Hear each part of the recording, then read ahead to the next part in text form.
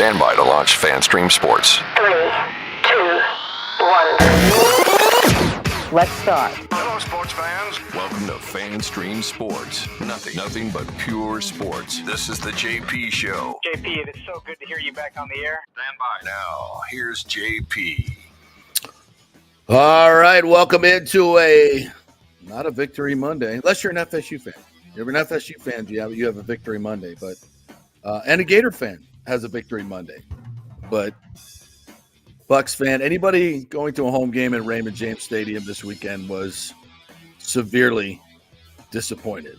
That was two ugly games by the home teams, and I took in both of them. Nick Geddes from On3 Sports. Good morning to you. How are you? I guess I'm doing better than you because you had to sit there and watch both of those slops in person. Ooh, and I'm sure it was not. I mean, I don't know where you were for the first game. At least it was at night, but I'm sure it had to be a pretty muggy night in Tampa Bay and everything. It was actually a very nice night. It was a very nice night to sit in Raymond James Stadium. Would have really been nice to have a night game yesterday. Again, my crusade against 1:00 games in the NFL. We have two night games tonight, two Monday Night Football games tonight. Why can't we have two Sunday night games? Any games played in the state of Florida at 1:00 need to be night games. Let me just say, for here on ever, I decree no more 1:00 games in September or October for that matter. Let me just say this: the Bucs were able to be hidden in the 1:00 slate. That was good. The Bucs did not need to be anywhere near the prime time yesterday. I guess that was. I don't want to say unexpected because we kind of had an eerie feeling about this all week long. And the fact that it was Sean Payton, who's now 7-0 against Todd Bowles in the regular season. They got the one that counted, though, in the postseason. That's not, an accident anymore. That's a hard trend. It's a hard trend. And we're going to go through all the Bucs stuff and why they lost. You'll hear some very interesting comments from Mike Evans, Zion McCullum, and Baker Mayfield. I'll be honest with you, Nick. I don't think I've ever heard so much honesty from a team that they just laid down.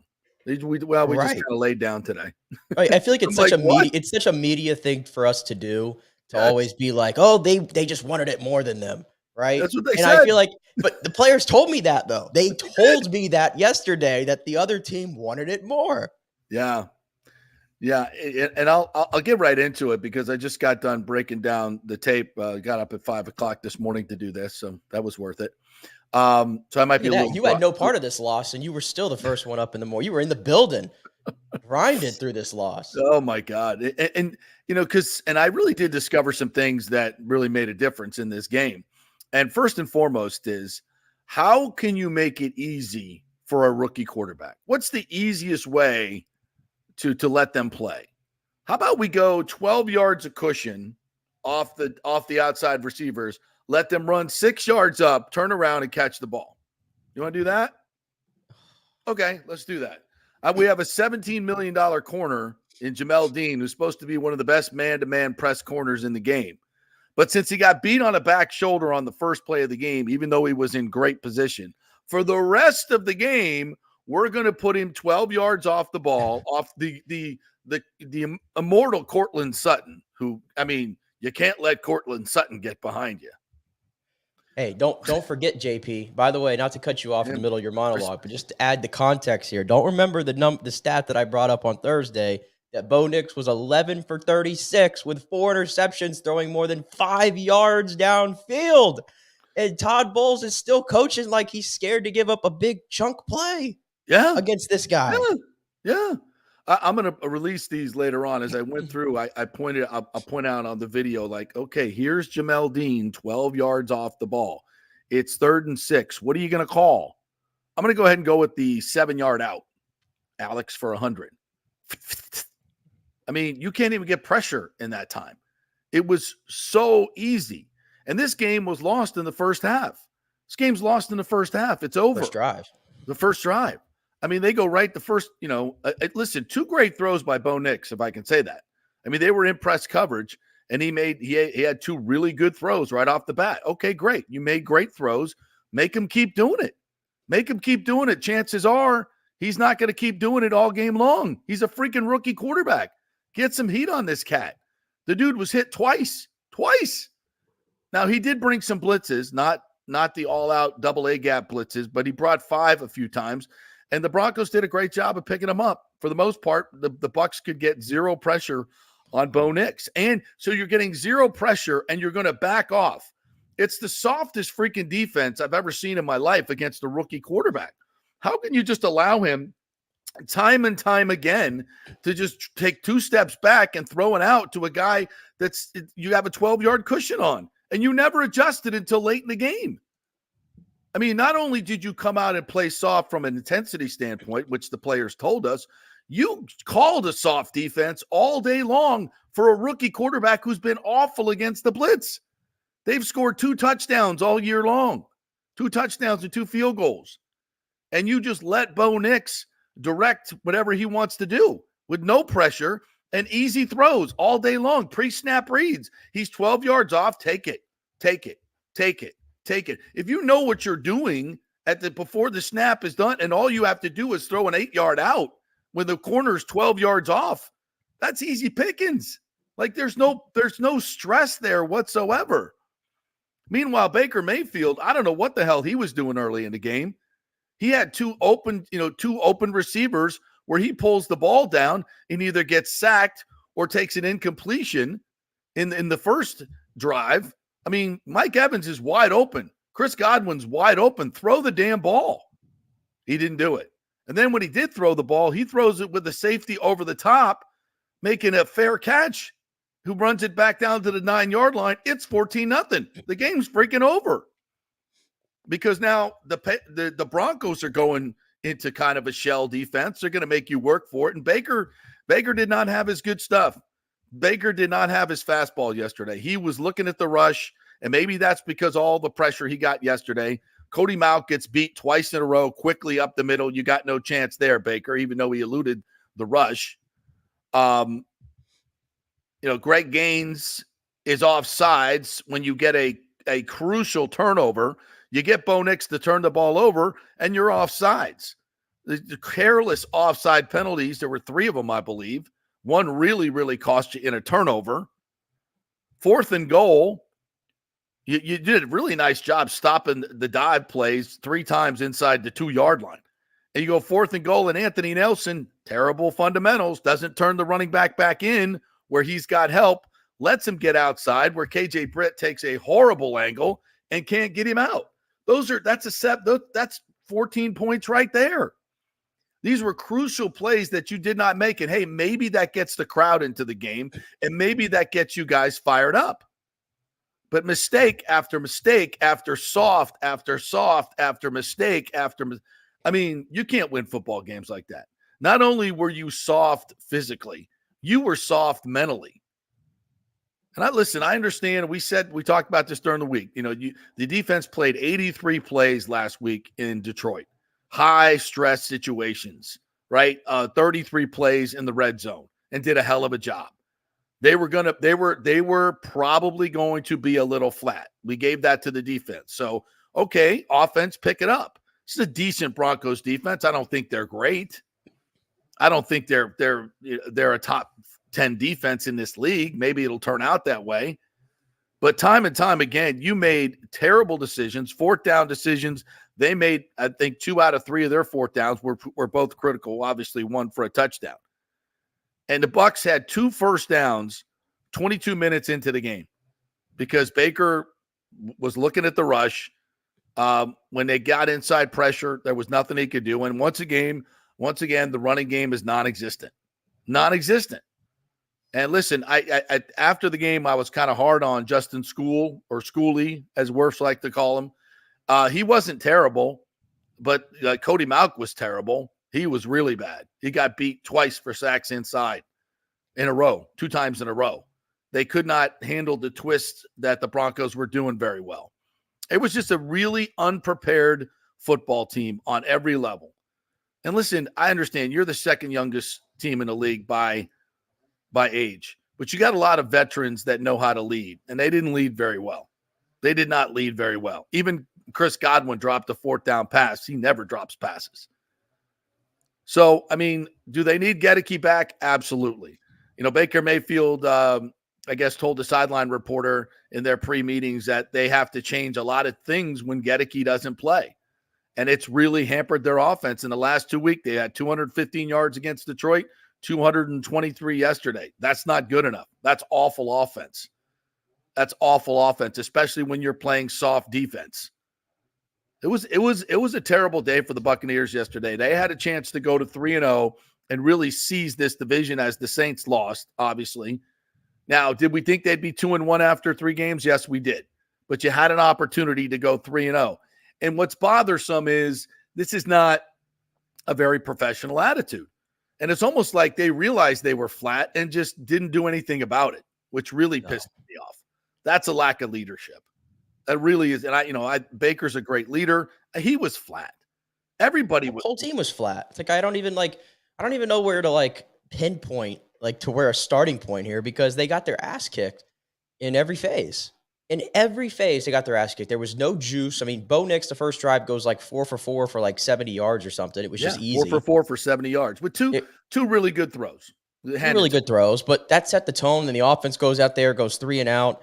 I mean, yeah, you can point to the injuries. At some point, the injuries are going to catch up to you.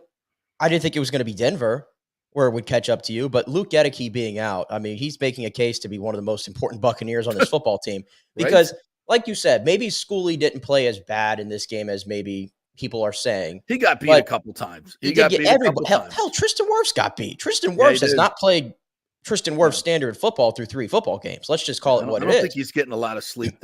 I think his baby's keeping him up. I don't know. I don't know. But the point is, it's you can say, well, it's just one guy that's not on the offensive line. But you take one guy out of it, I think it throws off the entire thing. It really can throw off the entire thing because all of a sudden the interior is getting worked. I mean, Graham Barton did not have a great game. Bredesen didn't have a great game. Cody Malk was terrible in this football game. I didn't see Graham Barton getting beat like some of these other guys, though. Maybe not like Malk, but he's still having his rookie moments. I mean, that's just going to happen. So your offensive line was just disjointed. And Baker Mayfield, I thought Baker, and he was guilty of this, I thought, at times last year. He works himself into sacks. And he took responsibility for that, I believe, after the game. Some of those were on me. And I felt like because of the pressure that was happening, sometimes when there wasn't any pressure, it's almost like he was anticipating it. Yeah. And he was looking playing, at the rush. He was playing really skittish back there. Whereas Bo Nix, I don't know if Bo Nix got touched in this football game. He got hit twice. He got hit twice. And then that was the most disappointing thing is I came out here on Thursday's show.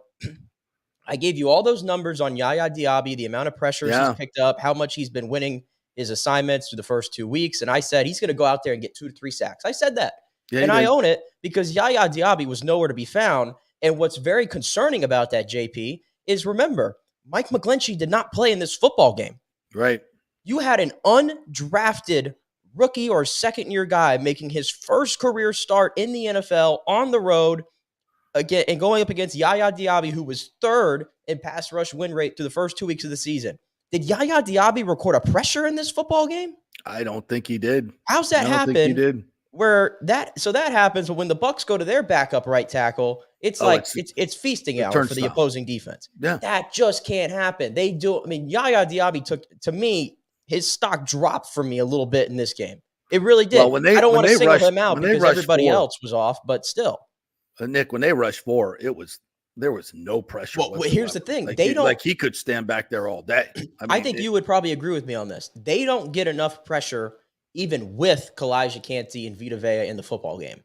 When they're both out of the football game, it's non-existent because on that defensive line between Will Golston, Greg Gaines, Logan Hall, CJ Brewer, they're not putting any pressure on the quarterback. Yeah, they're just guys. They're putting any pressure on the quarterback from the interior. All the more reason, and maybe that's why Todd Bowles felt like he had to just, I'm going to make them work for it. We'll let them catch the ball underneath and we'll rally up and we'll let them work. But when they're just doing it time after time after time and they're running the football, then they're just keeping it away from your offense, which happened again. There's another thing that goes into that. You can keep everything in front of you, but you got to tackle. You got to tackle, and they didn't tackle. The Bucs are horrendous at tackling in this football game. Yeah, to go from last week's performance where they were tremendous in tackling to this week's, maybe I don't know, maybe it's the artificial turf. I don't know. They just did not tackle well, at all in the key moments. They had when they had him backed up and it was 3rd and 8, they throw a little out route, and once again, soft coverage on the outside, throw a little out route to Lil Jordan, and that's his actual name, Lil Jordan. Lil Jordan, Dean was awful. Jamel Dean had an awful, awful day. He had a couple opportunities for tip pass interceptions. They were diving plays, but they're not hard plays. You got to come up with that ball. At least one of those. He was right on Cortland Sutton one time and could have gone for a pick 6, but decided to try to knock the ball down and whiffed. Like, I don't know how you whiff. You're right next to the guy. How do you allow that catch? But time and time again, it was 2nd and 2, 2nd and 1, 2nd and 3, because they just give them 7 yards on the first play. 1st and 10, 6 yards, turn around, break a tackle, maybe you'll get a first. It was too easy. It was just so easy. You made them earn nothing. Yeah. And a rookie quarterback. That's very disappointing. And the 4th down score for Jaleel McLaughlin. Yeah. I mean, Anthony Nelson, man, I'm begging you. I hate this, may sound harsh. Be an athlete. Well, listen, one-on-one in the open field with a little running back, I get it. But you got to force him in. Do your fundamentals, man. You can't let him get to the outside, right? You got to force him in where the help's coming from. Yeah, there's no way he scores. And then KJ Britt comes around the outside. KJ Britt's just as much to blame. Yeah, I mean, KJ Britt and Anthony Nelson, you got 2-on-1 in the corner on 4th down. And it's just, again, it comes back to who wants it more. Right. And the Bucs told me, it's like, this is not just us saying this, which is like an easy thing to say after you get your ass kicked. Oh, the other team wanted it more. The players on this team told me yesterday after the game, the other team wanted it more. Yes. And my eyes told me that watching that football game. Yeah. And, Mike Evans for the 2nd straight game was kind of taken out of it. And you could say, oh, that's Patrick Surtain. No, he was open. He was open a few times and they couldn't get him the ball. Baker did not have a good day. It's 2 weeks in a row, this offense has been putrid. Yeah. They salvaged the win in Detroit, but this was a game. And then, not for nothing, but there's 7:45 left in the game. The Bucs get the ball, and the first play is a run up the middle. I know it's a 3-score game, but you got 7 minutes left and 3 timeouts. They went tempo on the second play. And then they run the ball again, and then they huddle up. I mean, what the F are we doing? Come on. Are you not even trying to win the game at that point? It's 7 minutes left. You have the ball. You score quickly. Things can happen, like in the Dallas game yesterday. And you got 3 timeouts. You need 3 stops. Yeah. You need 2 stops, actually. You only need 2 stops because you have the ball. And that's just you're just giving up with that much time left?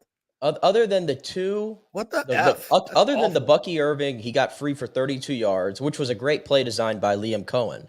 Yeah. Other than that, it's Where like was that play again. That was the only. You're not allowed to call that play again. That's the only creative. That's the only creative run play that I can recall seeing throughout the first 3 games of the season. They did have a reverse to Bucky on. So they had the 2 reverse. You're right. Yeah. So they had the 2. We didn't go back to it the rest of the game. No, they had the 2 creative plays to get Bucky Irving out, and Bucky Irving got ahead of steam, and obviously performed really well in those 2 plays. But outside of that, it was just the typical run-of-the-mill, up the middle, dive, and they get no push at the line of scrimmage because in the interior, Cody Mauch just gives you nothing.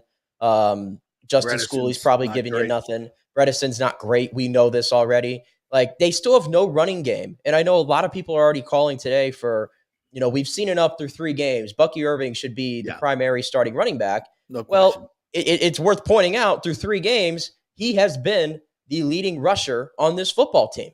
Yeah. And Rachaad White, for now 2 years and 3 games, has been the starting running back for the worst rushing offense in football. He's I've personally seen 3.2 yards per carry for the rest of his life. It's just not going to get any better at this point. Bucky's got to be your guy. So that's a change that needs to be made.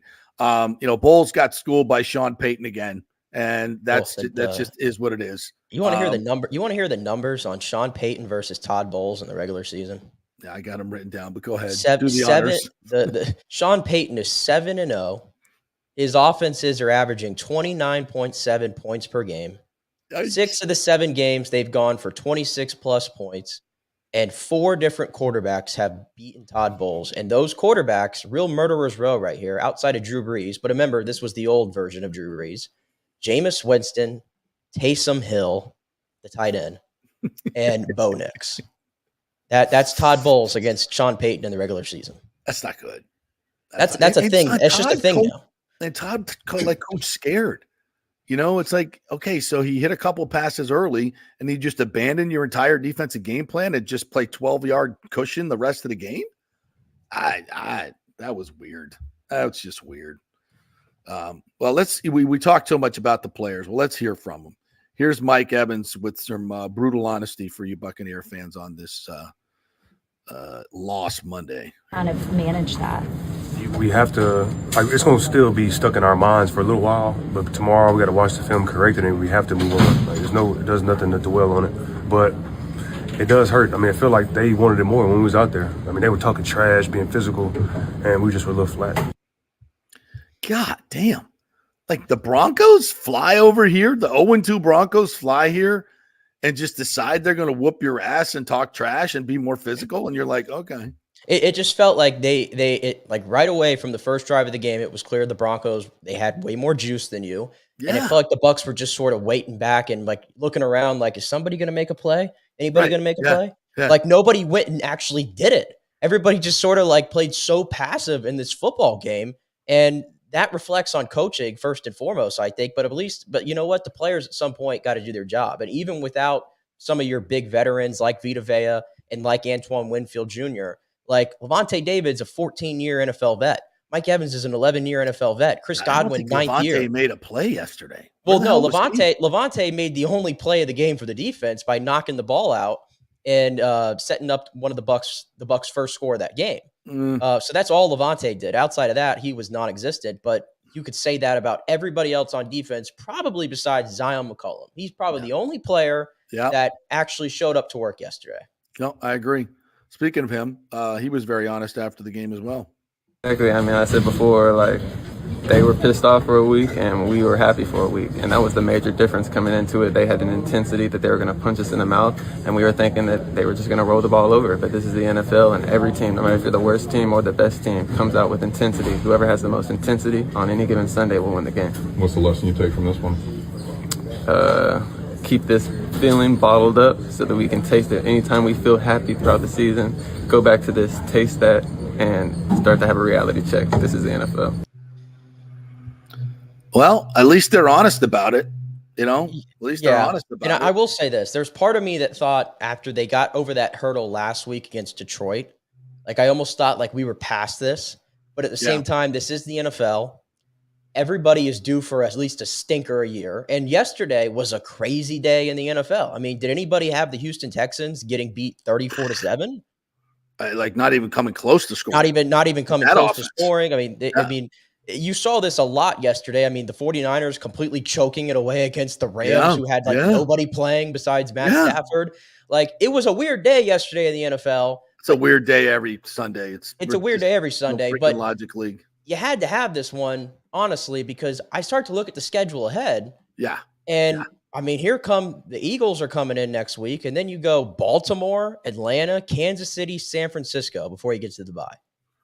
This is not going to let up here. So 2-1 maybe was what we were trying to get to, but you were able to steal that win against Detroit on the road, and then you got a way inferior opponent, at least so we thought, coming into your home stadium. And like we said, they just straight up kicked your ass up and down. Oh, by the way, I know we'll get into this later. A lot of Bronco fans in that building yesterday. Oh my God. A lot of Bronco fans in that building. And then on the TV copy, you could hear it. They were loud. They were loud. They were loud. The Orange teams took over Raymond James Stadium this weekend. Monday or Saturday night, it was the Miami Hurricanes, their fan base, which, by the way, I kind of got a little bit of a chuckle out of all the USF Twitter after the game, just crying how disgusting the Miami fan base is. I'm welcome to my life for the last 40 years, bro. You didn't know this, did you? No, they are the deplorables. They are the deplorables. I was walking in, and I'm like, oh my God, I'd kind of forgotten about this. I'd kind of forgotten about when Miami thinks they're good and they get a team, they come out of the woodwork. I mean, it is like, it is not pretty. It is not pretty. And they are not nice people. They're not college football fans. They're just not. They're just completely different breed of fandom. The Pat Burnham's listening in the background when we bring him on. He'll vouch for this. And USF is like, I'm seeing people go, oh my God, I've never seen a fan base like this. These people are disgusting. I'm like, yep, it's Miami week. Yeah, welcome to my world.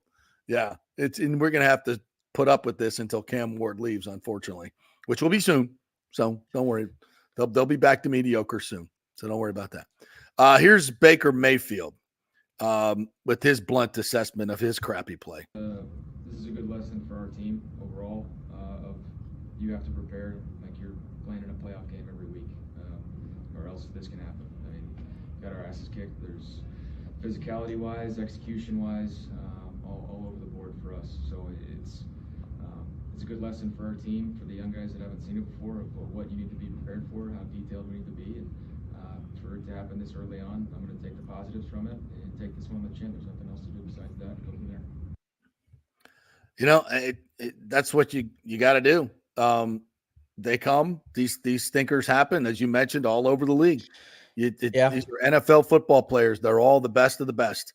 And when you piss them off and get them fired up, they can beat anybody. And that's exactly what the Broncos did yesterday. But I thought the Bucs, they were an accomplice to this larceny. Oh, they made it very easy. They made it very easy on Denver. I did see this, by the way, after the game. I'm sure you've seen this guy on Twitter before, AJ Trop Top 24. Yes. He put this little cycle thing on Twitter yesterday, and I'm like, well, you do got a point of see how this is going to go. And it said, Bucs start season 2-0, fall apart week 3, be mediocre weeks 4 to 9. Fans start to question Todd Bowles. Week 10 to 13, we're so back. Weeks 14 to 17, squeak out division title with 8-9 or 9-8. Host a playoff game with a worse record than the NFC wildcard team, and the season ends. And I'm like, well, that has been the script for the last 2 weeks of the season, both under Todd Bowles' leadership. And I just gave you the schedule going forward. So we're going to see what this Bucs team really is going forward. But history repeating I will itself. say, if you draw a comparison to week 3 this year to week 3 last year, you lost 27 or 26-7 in this football game. They lost 25-11, so almost the identical score line last year to the Eagles in week 3. And it was the same thing where they got their ass kicked in all 3 phases. Yeah, and you never thought they'd win another game after watching that. I was like, they can't stop the run. They can't stop the pass. They don't know what they're doing on offense. It's a disaster. And it was for the next few weeks, actually. But they pulled out of it. So the season is not over, Buck fans. This is still, I think, a pretty good football team. It has holes. We knew that last week when they eked out a win. But the offense has got to get going. They cannot consistently be this bad. It just – I think their players are too good. The receivers are too good. Baker, Baker, I think is just starting. He was seeing the rush yesterday and could not read downfield. All right, let's take a quick break. When we come back, Pat Burnham's going to join us from the Osceola. We're going to talk some Florida State football. I'm going to bitch about a win. Yeah, I am, because I'm cranky today. I'm just cranky. I had to get up too early to watch crappy football, and I'm cranky. So I'm going to be cranky about FSU as well. We're brought to you by the Jeeves Law Group, JEEVES lawgroup.com. Scott Jeeves, we had him on the show last week to discuss the Florida State lawsuit situation. Great attorney, as you know, and a big Gator fan as well. So he's very happy with his win. They look better than FSU. They can actually score points. The Jeeves Law Group brings you the Gator Report each and every week. JEEVES lawgroup.com. Back in 3 to talk some Seminoles with Pat Burnham. Stay with us.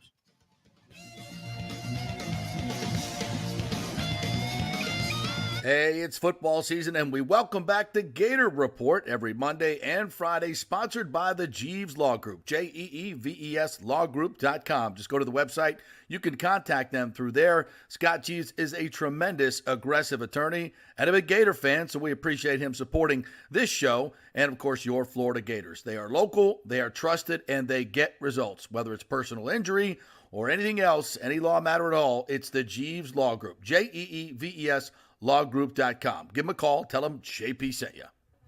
All right, this is for all you guys who don't want to go to the gym and do 5,000 crunches. At Bay Area Modern Medical Center, you can get on the new True Body machine where you can reduce fat and tone up your muscle. It's like doing 54,000 crunches in just 15 minutes. Define your body as you see fit. True Body offers personalized muscle stimulation that delivers the equivalent of those 54,000 crunches in just 15 minutes. Just get in touch with them at Bay Area Modern Medical Center, BAMMC.com. Chris Lugo and the team over there will set you up on True Body and get amazing results. Non-invasive with comfortable and little to no pain and zero downtime. You can isolate and target those areas that you want to improve and treat multiple areas simultaneously. It's an amazing machine, so check it out at Bay Area Modern Medical Center, BAMMC.com. JP here to ask the question, are you planning an event, meeting, or conference? If so, you'll want to call the designers and production professionals at Extravaganza Productions Incorporated. With over 35 years of experience in the events industry, designing and producing every type of small to large event, they can provide a huge resource for design ideas, audio, visual, sound, lighting, decor, and entertainment to turn your event into an incredible experience for the entire audience. Folks, I've worked up close and personal with this group at many national events and Tampa events, and they have unique capabilities that help you save time and money in the planning and execution of your next event. Don't delay. Call these pros today at 813-621-4700 or check out their website at extravaganzaproductions.com. Tell them JP sent you, and they'll provide a free initial consultation for your event. Extravaganza Productions, the best of the business. Golfers, listen up. The hottest new driving range craze has come to Rogers Park in Tampa. The Top Tracer range is now open 10 to 9 p.m. And just like you see on TV, every shot is tracked for yardage and accuracy, giving you immediate feedback. And best of all, you can virtually play the top courses like Pebble Beach or St. Andrews with your buddies. Plus, great food and drink options available in the well-appointed hitting bays. Very comfortable out there. Reservations highly recommended, starting at $25 per hour, including balls. Reserve at RogersParkGolf.net. That's RogersParkGolf.net. See you there. Let's go. Right now, back to the show on FanStream Sports. All right, welcome back to the JP Peterson Show, brought to you by the great folks at Italiano Insurance. In fact, the FSU Report is brought to you by Italiano Insurance, 813-877-7799 for all your insurance needs. We had, Leo was on last week saying they saved him thousands of dollars on your car insurance. They can do it for you. Just did it for our homeowners insurance. Yep, we saved money by getting some extra discounts that we didn't even know about. So that's why you call charity over at Italiano Insurance. All right, and the reason we call Pat Burnham is to find out what the hell is going on at Florida State University. From the Osceola Rivals Network, it's Pat Burnham. What's up, partner? How are you? Oh, I don't hear you. You know, are you unmute him? He's unmuted on. You're muted on StreamYard. Wait, is it us or is it him? He's muted. His mic is muted on StreamYard there. We'll try this. We're going to the backup plan. We're adjusting midstream. Nope, that didn't work either. Let's remove him and bring him back. See if that works. How about now? Nope. Yeah, Pat, if you can hear me on the little mic on your StreamYard thing, it says you're muted there. On StreamYard. Yeah. Nope. Now? There we go. Technology. Funny, guys, because I bought a fancy microphone like you guys. Now I'm not getting a chance to use it, so I'm totally bummed. Damn it. Now I'm whiny too, JP. Oh, yeah, now you're cranky. Yeah. See, that's what you get. That's what you get. Oh my God! So I watched that. I did the Bucs game this morning and had my voluminous notes, and I did the condensed version of the FSU game and still threw up. Lucky you. And it's God, it's so awful, so awful. Well, we won. We won. The only thing I'm going to say is if you'd seen them play the previous 3 games, this kind of played out like we thought, a defensive struggle where special teams were going to be crucial. Florida State got a great job. Florida State's defense was excellent in red zone defense, excellent in run defense. Again, you start to see more players show up on the defensive side of the ball. Special teams, no mistakes. Cal made them. Missed 2 field goals. And listen, credit to Florida State. They forced them into those field goals. Cal was not very good at making them. They made Cal do something they didn't want to do. But yeah, listen, I think we, because of the expectations, we've had to readjust ourselves with this football team. The goal was to get a game win any way necessary, by any means, and they did. So we could either drink some wine about it, or whine about it. That's kind of what I'm writing on one of my articles for my takeaway Tuesday for tomorrow. Is listen. We knew this was going to be a struggle to get a win in this ball game, and it played out almost exactly like I thought it would when I wrote our predictions and keys last week. A defensive struggle where FSU was going to have to make them one-dimensional on offense. They did that. They won the special teams battle, and they found just enough offense to get it done. And I think what we're going to see moving forward for this team, JP, is we've seen the blueprint for them to win ball games moving forward this year. Great run defense, great red zone defense, dominate special teams, which they've done outside of one play this year, and get just enough out of this offense to beat SMU, Duke. Listen, you can't do that. You're going to lose. You're not going to be fortunate. You're not beating anybody with that. No, you're not beating anybody on the rest of this schedule. Maybe North Carolina. I think you can beat SMU like that. I think you can like that. Listen, I don't know if you watched any of that damn North Carolina game this weekend. Florida State Florida State can beat North Carolina. I mean, as bad as they are. Well, you hope. I don't think we can beat James Madison. But I'm just saying, anybody that's expecting FSU to come out and score 40 points in a ball game, that ship has sailed. They haven't scored more than 21 in 21 ball game. They haven't played another quarterback beside DJU. And when they play another quarterback and we still score 14 points, then I'll agree with you. But until he actually makes a change, then not. I'm not throwing in the towel on an offense that has skilled players, but has no chance with a quarterback that slow. The dude is so freaking slow. And that pick that he threw, come on, Pat. I mean, listen. That's just you're in field goal range. You have the best field goal kicker in the freaking in college football. You can't make that throw. It's inexcusable. It's a bad throw. A fifth-year senior should not be making that throw. Listen, and there were other throws in the game, JP. If you go back to the game-winning drive, and I circled this when I was watching the game, I've gone back and watched it again.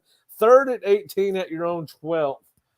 He lets a prayer go. He had no idea he was going to catch that ball. Luckily, Ja'Kai Douglas, I believe, is the kid that came down with it. Oh, yeah, the one over the middle. But 3rd and 18, that ball was thrown up. So, yes, you do see these baffling throws. And, I mean, it's kind of like we talked about last week.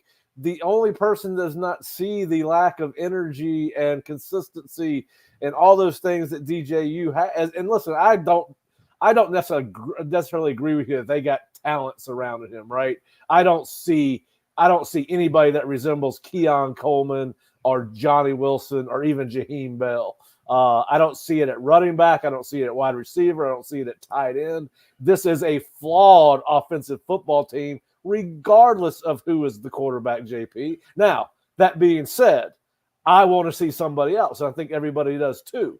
Right. But I don't think that this football explode if Brock Glenn's the quarterback. Now, can they run the ball more effectively? No, I'm not going to. I think 28 points exploding. I'll take 28 but points. I'm just saying our expectations are built off FSU's last couple of seasons and the proud history of this program. This team is not any of those teams. Last year's team, not the team before that. I think there's more talent here than they're displaying. especially on offense. Well, I think you're starting to see some of that talent pop up on defense. Now, we'll find out if that's just because Cal and Memphis were average offensive football teams or not. But listen, the defense certainly has gotten better over the last 2 weeks against Memphis and against Cal, and we'll find out how this translates into Notre Dame and Clemson and Miami in the next 3 or the next 4 weeks. But listen, I think that I don't know that I know that you want DJU. I think that the fan base wants DJU, but Mike doubled down on him on Monday. I didn't understand any of the talk on Saturday about, well, is DJU going to start or not? And, we're releasing that ESPN has announced he's going to start. Every other site did it. Hell, I knew on Monday when Mike said he puts us in situations to win and to make plays that DJU was going to start. I mean, Mike told everybody in America last Monday that DJU was going to start, and everybody kept their fingers crossed, hoping that he was going to change his mind based off something he was showed in practice, and that was never going to be the case. Well, let's talk a positive. Why don't we? I know I've talked about great defense and special teams. Well, that's where I was going to go. Let's talk about the defense. Let's give them some love because this quote unquote best defensive line in the country has been anything but. But they took a big step forward in this game. Patrick Payton with 3 sacks and I think a total of 5 tackles for loss. Josh Farmer was great. Marvin Jones even got on the stat sheet, I think, with 2 sacks. And also in the defensive backfield, this freshman, Edwin Joseph, I thought he made some really good plays in the time he has. I mean, it's more of what we've been looking for. Quindarius Jones, another kid, dominated a series, 3 pass PBUs in 1 series, a kid that's a phenomenal athlete. And listen, people wanted a youth movement, and you're starting to see a little bit of on defense. KJ Kirkland played a ton of snaps in this game, and he's a guy that can help take some of the reps off of Shaheem Brown. Edwin Joseph has always been a guy that's been full of talent, and he just needs to grow up a little bit, but he's a phenomenal potentially really good football player. Listen, you can say, and I think Marvin Jones Jr. was put into kind of a hard situation.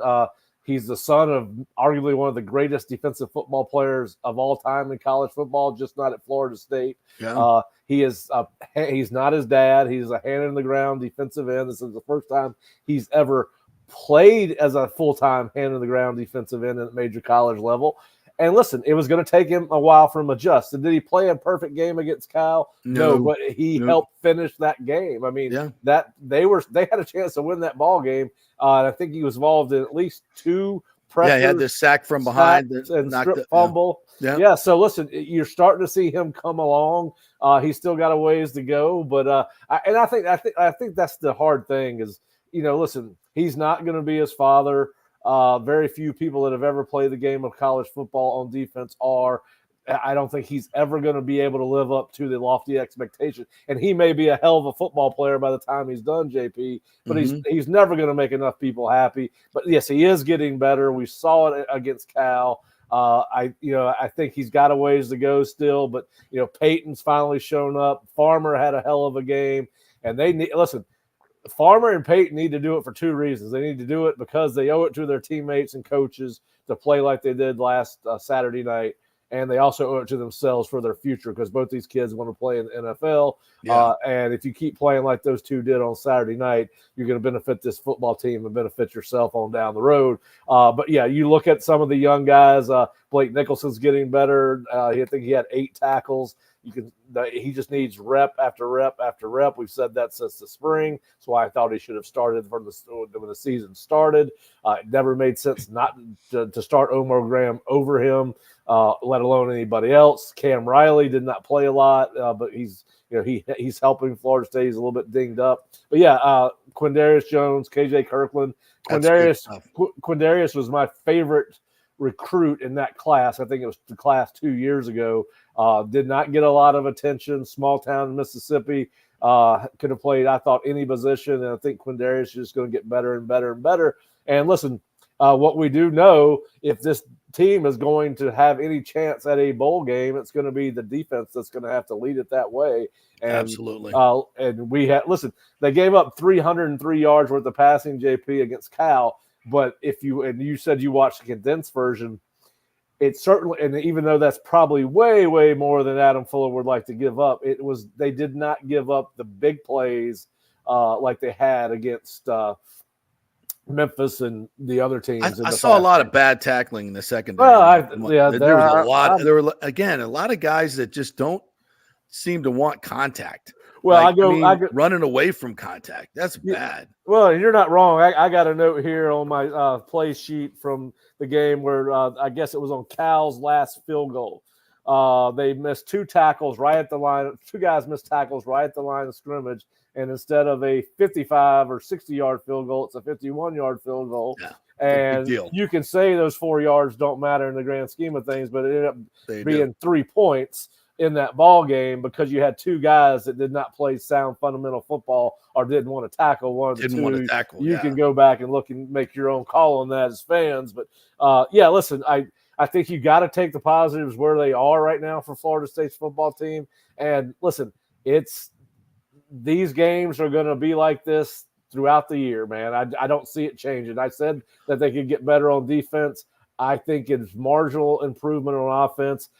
Listen, they came out and they did what football teams should do, have success the first couple of drives because you can throw things at the defense they haven't seen before. I think Toafili is a definitely a step up from Roydell. I think Toafili should be RB1.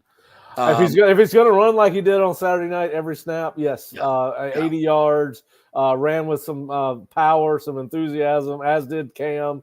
I thought Cam did too. Yeah. But the problem is, JP, the offensive line did not sustain it. 66 of the 104 rushing yards were in the first quarter. It was slowed down after that. Are these offensive linemen out of shape?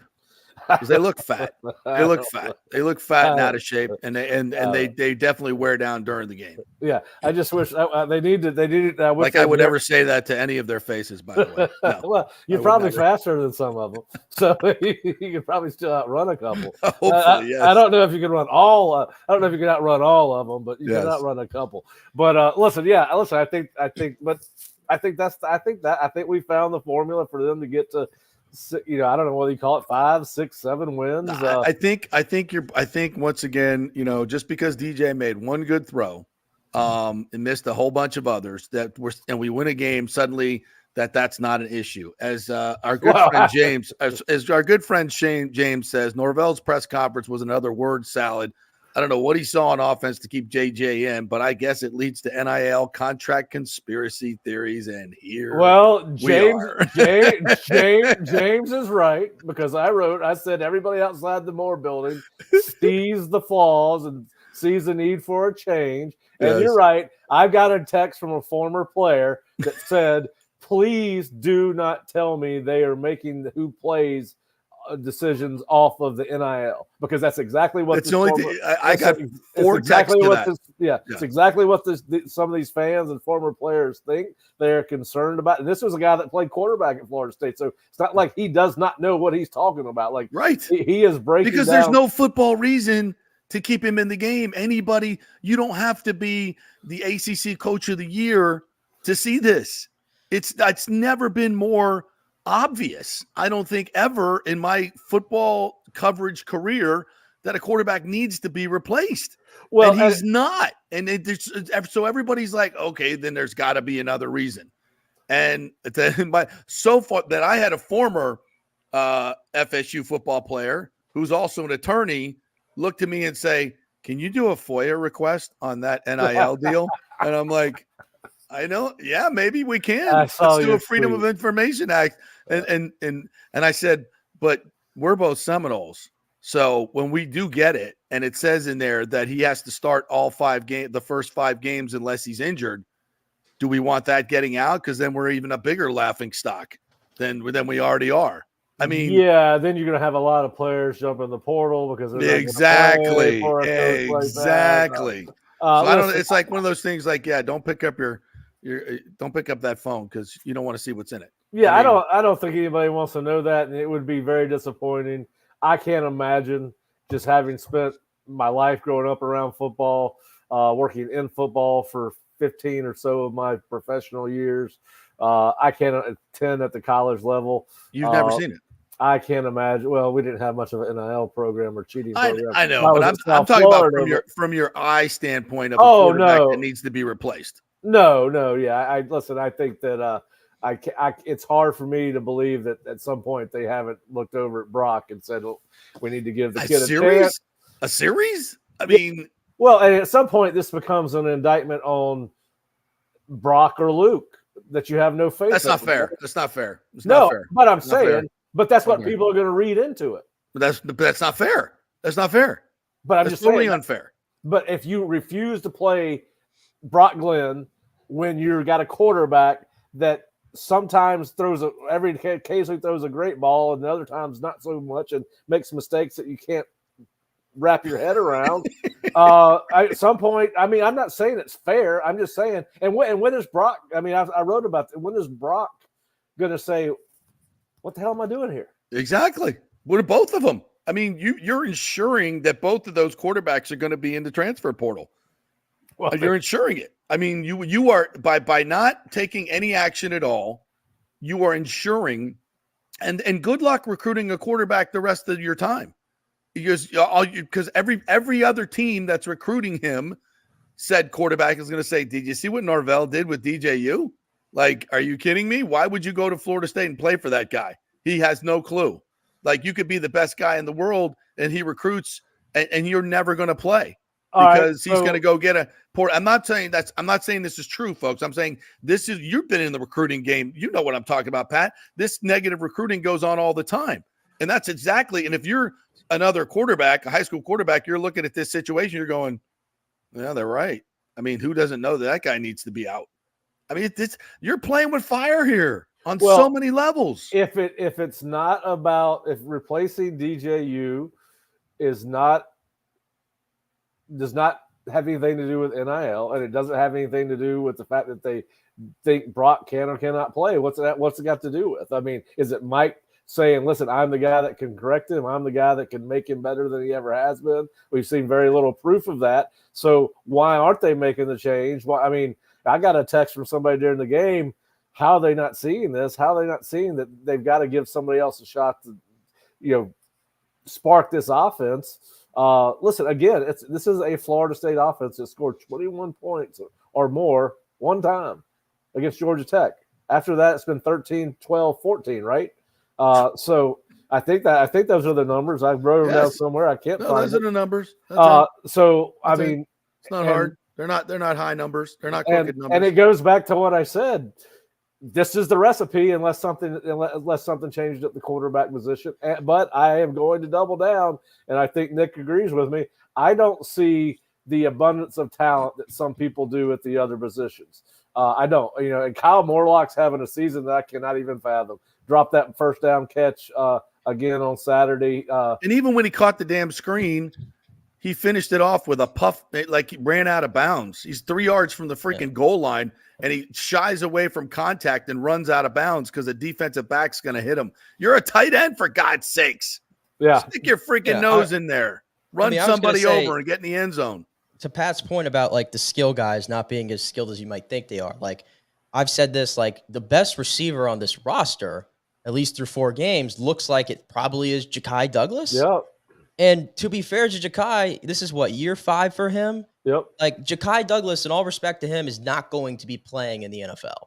He's not. I don't know if he's going to be a practice squad. Like, I don't know. Hakeem Williams is still trying to, obviously coming along. We saw a nice, spurt of that in that football game. But if Ja'Kai Douglas is your number one go-to guy, you just clearly don't have a great offense or even a good offense, and that's what you've seen so far. Yeah, listen, I don't think I like Ja'Kai. Ja'Kai's a good kid. He gives you everything he's got, but I think Nick's right. When it's he or Malik Benson's your best receiver, that's a significant fall off from where Florida State has been the last 2 years at receiver. Well, I think the quarterback has something to do with this. If these guys were catching 10 balls a game, you'd have a different perspective. And if they had another quarterback that could hit the broadside of a barn consistently, then they might. So and you tell me all the time that who's the backup tight end kid? What's his name? Amari was. Yeah, they're not going to play him. I mean, they haven't. Why not? Why not? Games. This guy, Kyle Morlock. Kyle Morlock's terrible. He's terrible. I'm sorry. He's terrible. He's light. He doesn't bring anything. He can't block anybody. Put somebody else in there. Here's my problem. I see the quarterback position. I say, well, hey, they can't freaking tell that guy's shouldn't be playing. How many other positions are guys playing that shouldn't be playing? I'll start with tight end. I mean, we could go through the whole cupboard. I'll even say, like, I don't know if you agree with this, Pat, after watching the game, but like Edwin Joseph should be playing. Even at right tackle, like I know with Byers out, they've been putting Robert Scott there, but obviously with this game, they went to Jalen Early. Yeah. And I thought Jalen Early played pretty well, all things considered. Listen, Jalen Early is just a kid you're going to have to live with some growing pains as he's just playing for the first time. I think he's a redshirt freshman, redshirt sophomore, has not played in many games before. Now he's playing games that matter, snaps that matter. And yeah, you're right. What you're seeing is a kid that is starting to get a little bit better each and every game. He did not have a great game the last game, played much better this game. He's a guy that they really like. He's got outstanding feet. And I think you're right. I think you're seeing a kid that's going to have to develop in game, and I think that's what you are seeing. I think Jalen is a guy that can help this football team this year. And listen, there's some guys I would like to see on the offensive line. Otto, I'd like to see Otto play a little bit more. I don't have anything against TJ Ferguson, but I thought Otto had a better camp than he did. And then Ferguson's got another penalty in this game. Yeah, and that was a bad call too, though. Yeah. Well, it wasn't a great. If that did not get called, I would not. I don't think Cal would have had an argument against it. I do agree with that. But and listen, there's holding happens on every play. It's gonna get called. That wasn't a hold. It just happens on Teofili. That was a terrible call. He buried that guy. That was a great block. Yeah. And he got called for that. It was terrible. But so there are some young guys I would like to see play, and I think that we are starting to see a little bit of that on defense. As I mentioned, KJ Kirkland, he had a bigger role than he did last week, based off what he did last week. Edwin Joseph is starting a guy that's getting more play, as we've talked about, and listen, I just don't think that people are going to see Mike pull the trigger at quarterback. I think for whatever it hasn't reason, happened by now, and now you got to win, and you're going to pull them after your only win, and your offense looks. Yes. I don't see that happening. Now, why not? The offense scored 14 points. Did you see how many points Navy scored against Memphis? I did. Navy scored 55. I did. Navy scored 55 points against Memphis. We couldn't even get to 14. Are you kidding me? What, should we move to the triple option? Please. Get all the running backs in the game with Brock. Yes. We could go Wildcat and do better than this. Well, listen, I'm just going by what the man that runs the program says. I understand. It's not you. I'm not mad at you. And I agree that everybody that watches Florida State's football program wants a change at quarterback, and I do not disagree. But the one guy that has the power to make it happen is not going to allow it to happen. He told us that last Monday, and we all kept our fingers crossed. Maybe he's playing some kind of Jedi mind trick on us, and he's going to try to, surprise Cal by putting Brock. That never made sense. It's literally so bad that these NIL contract rumors are now running rampant. Oh, it's so bad. It's so did you ever think it would come to this? No, but you leave us no choice. That's how bad it is. That's how bad there's no football reason whatsoever. I know we're beating a dead horse here, but the first time I got that message, I was like, well, come on, you can't really think that. And then these text messages kept on coming, and it's I know this for a fact. Okay, that there are some extremely powerful people, and talking about boosters and administrators and people in this, and this as well, Pat, whose phones are nonstop buzzing with the same effing thing. Well, Mike's got to make a change. These are the people that write the checks, the big effing checks. And I spoke to two of them. I spoke to three of them this weekend, as a matter of fact. And they have made their feelings known. So I know Mike is feeling the heat. And if he's feeling the heat. Now, he's not going to get fired. That's not what I'm saying. But there could not be more pressure brought to bear to make a quarterback switch than he is experiencing right now, and experienced in the last week, and if probably the last 3 weeks actually. So Is there any chance that maybe Mike's ahead of the game and he's just preparing this offense and this football team for a future Big Ten matchup against Iowa? I had a friend this morning tell me maybe Michigan won a game with 32 yards passing this week. Maybe it's his version of his Big Ten. He's putting in his Big Ten offense. There, okay. I mean, come on. Right. I mean, we've given credit for being a forward thinker before with the portal and all those things. I like where you're going with this. Maybe he does. Maybe he knows something we don't. Guys, the Big Ten does not allow the forward pass. You know this, so we got to get ready for it. And so this is how we're doing it. We got a guy that cannot throw the forward pass, so get ready. Yeah, hey, listen, I think you stumbled onto something here, Pat. You know what? You always. My mind's always dazzle me with your knowledge, but this one. I didn't see this one coming, but you're 100%. That's the football reason. I didn't think there was any, but now I know. There's always an end game, JP. There's always an end game. Well, God, I feel better now. And now I know we're moving to the Big Ten. So that's even better. So there's 2 good pieces of news today that we uncovered. Wow, fantastic. That's well right. done. Well done. That's well done. And we'll be very well schooled on how to win a game without a passing game if we continue this nonsense. All right, tell all the good folks what's coming up this week at the Osceola. Go to theosceola.com and check us out. You can also go to floridastate.rivals.com. FSU did get some good news after the game on Saturday night. They've got a commitment out of 4-star running back Byron Lewis out of American Heritage in Plantation, Florida. So you can read our take on what Byron brings to the table next year, and he will have a chance to compete right away. We've got articles on Solomon Thomas, who is committed to Florida State. Solomon and Tramel Jones were both at the game on Saturday, which was big given the start of the season. And those two are the 2 of the marquee names that are committed to Florida State. Osman Croma, the running back from Lee County, Georgia, who's down to Florida State, Georgia, and Auburn, was back on campus, so you can catch that. We've got all our post-game columns posted on there, and tomorrow I will have Takeaway Tuesday, where I will expound on some of the things that we've talked about this morning. But please go to theosceola.com and check us out. It's great stuff. Thanks, Pat. Appreciate you, buddy. All right, guys. Talk to you soon. Eureka. We're going to the Big Ten. All right. I love it. Absolutely love it. Brought to you by Italiano Insurance, 813-877-7799. Call Charity over there and tell them you listen to the FSU report on the JP Peterson show. And he said, you're going to save me some money. And hopefully she will. That is a eureka moment. I think it took about 30 minutes for you to get there, but you got there. All right, we got lots more to get to. The USF ass whooping. It was a game for a half. Right before the half, things came a little bit unraveled. So we'll hit the USF. The Gators get a big win, so they will go into this game against UCF. Still with Billy Napier's job on the line. So we'll talk about that. We'll get back to the Bucs as well. Lots more NFL to talk about. And I think, Nick, maybe we want to talk about the Rays, who are still in it. You can't kill them. They won't die. They won't die. Back to 500 for the 800th time this year.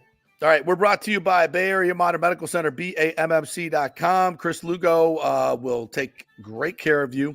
Make him your primary care physician, folks, as I have done. And Nick has done, Scott Reynolds has done, because he does medicine 3.0. It's not the old, here's a prescription, hope you get better. It's about keeping you healthy, making you live a healthy life. That's what it's all about, whether it's testosterone replacement, nutrition, helping with their sleep cycle, your workouts. You'll get a personal plan for better health, and that's at Bay Area Modern Medical Center, BAMMC.com. Go to the website and get an appointment right away. All right, back in 3 with more college football stuff. And Corey Long's going to join us. We'll chat with Corey about all things Buccaneers. We can sneak in some Lightning stuff. Stay with us. September is here, and it's time to celebrate with the stunning birthstone of the month. It's Sapphire at the Gold and Diamond Source. Known for their natural beauty and glamorous allure, Sapphire's truth, sincerity, and faithfulness make it the perfect stone for September. During the 40th anniversary, you can find a special selection of this precious gemstone, from stunning rings and necklaces to elegant earrings and bracelets. Steve Weintraub handpicks every piece for its brilliance and its quality. The expert staff will help you find the perfect gift, whether it's for a loved one, a special occasion, or just to treat yourself. Visit the Gold and Diamond Source today, where you'll always find the perfect gift. It's more than jewelry, it's love. At the Gold and Diamond Source, 3800 Olmerton Road, always online at thegoldendiamondsource.com. Hey, it's football season, so we welcome back the FSU Football Report every Monday and Friday on the J.P. Peterson Show, sponsored by those huge FSU fans at Italiano Insurance. They'll save you money as well. Just do a quick insurance checkup, 813-877-7799. They just saved me $500 on homeowners insurance. Who's doing that? Yeah, they just shopped it around, found a better, cheaper company, and we got a cheaper price. And business insurance. Make sure you're covered or you could lose your personal wealth. That's 813-877-7799. ItalianoInsurance.com. Go Noles. Hey Tampa Bay sports fans, this is two-time LPGA major champion Jane Geddes here. After winning the US Open and 10 other LPGA events, I wanted to try something completely different. So I came right off the top turnbuckle and landed in the crazy world of WWE. And yes, you heard that right. That's WWE. Working for the Vince McMahon as the VP of Talent Relations for the company. Now, though, I want to work for you. Everything I've done in my life, I've done with incredible passion. And now I've turned my focus to leading the best real estate team in Tampa Bay, the Gettys Gordon Group with Keller Williams in South Tampa. If you're looking for a new home, an investment property, or looking to sell your current home, we will give you major championship level service. When you choose Gettys Gordon Group, you become part of our inner circle, like family. So if you're looking for a few golf tips or a golf course view, we're going to stripe it right down the fairway. Call me at 813-485-6808 or go to gettysgordongroup.com, or again, give me a ring at 813-485-6808. JP here for Third Generation AC and Plumbing. And Third Generation really says it all, folks. The owner, my friend John Rodriguez, has been in the AC and plumbing business since 1995. They built their business on honest assessments and doing great work on time for a great price. Simple, right? Did you know many AC techs are incentivized on big commissions to sell new AC units, and you might just need a drain cleared? So if you want someone you can trust, that's John Rodriguez in Third Generation Services. Check out the 5-star Google reviews. If you have a plumbing or AC emergency, call 813-961-8024 and a human will answer the phone. That's 813-961-8024 or go to thirdgenerationplumbing.com. Ciao, Paolo Tini here, owner of Caffè Paradiso, one of South Tampa premier traditional Italian restaurant. We were recently voted number 3 on Open Table list of Tampa Bay's top 10 restaurants. We're very proud of that because we take great care of preparing each dish by hand with homemade sauces, pastas, only the freshest local ingredients. You won't see the big institutional vendor trucks pulling up to our back door. We get our seafood from local vendors. Sometimes I even drive out to Topper Springs and pick out our daily catch right off those boats. So stop by and say hello. Try our traditional lasagna, the fresh veal, some of our signature dishes like capelli al granchio, that is angel hair with lump crab meat, our branzino, that is a sea bass. We're located at 4205 South McDill, and you can make a reservation on Open Table and read all the great reviews. See you soon. Ciao. Grazie. Let's go. Right now. Back to the show on FanStream Sports. All right, welcome back to the JP Peterson Show here on this Bitch and Moan Monday. Even the teams I like that win, I bitch and moan about it. I'm just cranky today. That's the way it is. I think there's a lot of football fans out there that are cranky as well. We're brought to you by the Gold and Diamond Source, folks. You know it's a great place to get that engagement ring. That's a no-brainer. You can trust them that they're giving you what they say they are. You can't trust all jewelry stores, by the way. How do you know that that's a real diamond? You don't know, right? You know at the Gold and Diamond Source, and that's why you shop there. 40 years, great reputation, great folks in the community, Julie and Steve Weintraub. So why would you shop anywhere else? And you dudes, go get a nice watch, cufflinks, tie tacks, lots of great stuff in there for men. It's not just for the ladies at the Gold and Diamond Source. Go get you some bling at the Gold and Diamond Source. You deserve it. You work hard. Go buy yourself something. All right, let's welcome in our good friend Corey Long, who writes for NHL.com, covering the Lightning, covers the Bucs, covers college football. He's an all-around great guy, and he even comes on my show just to talk football and hockey. What's up, Corey? How are you? Oh, good. What's up, JP? That was a beauty we saw yesterday, wasn't it? Oh, it was a stinker. It was a stinker. And this shows you can't half-ass it in the NFL. No week against any team.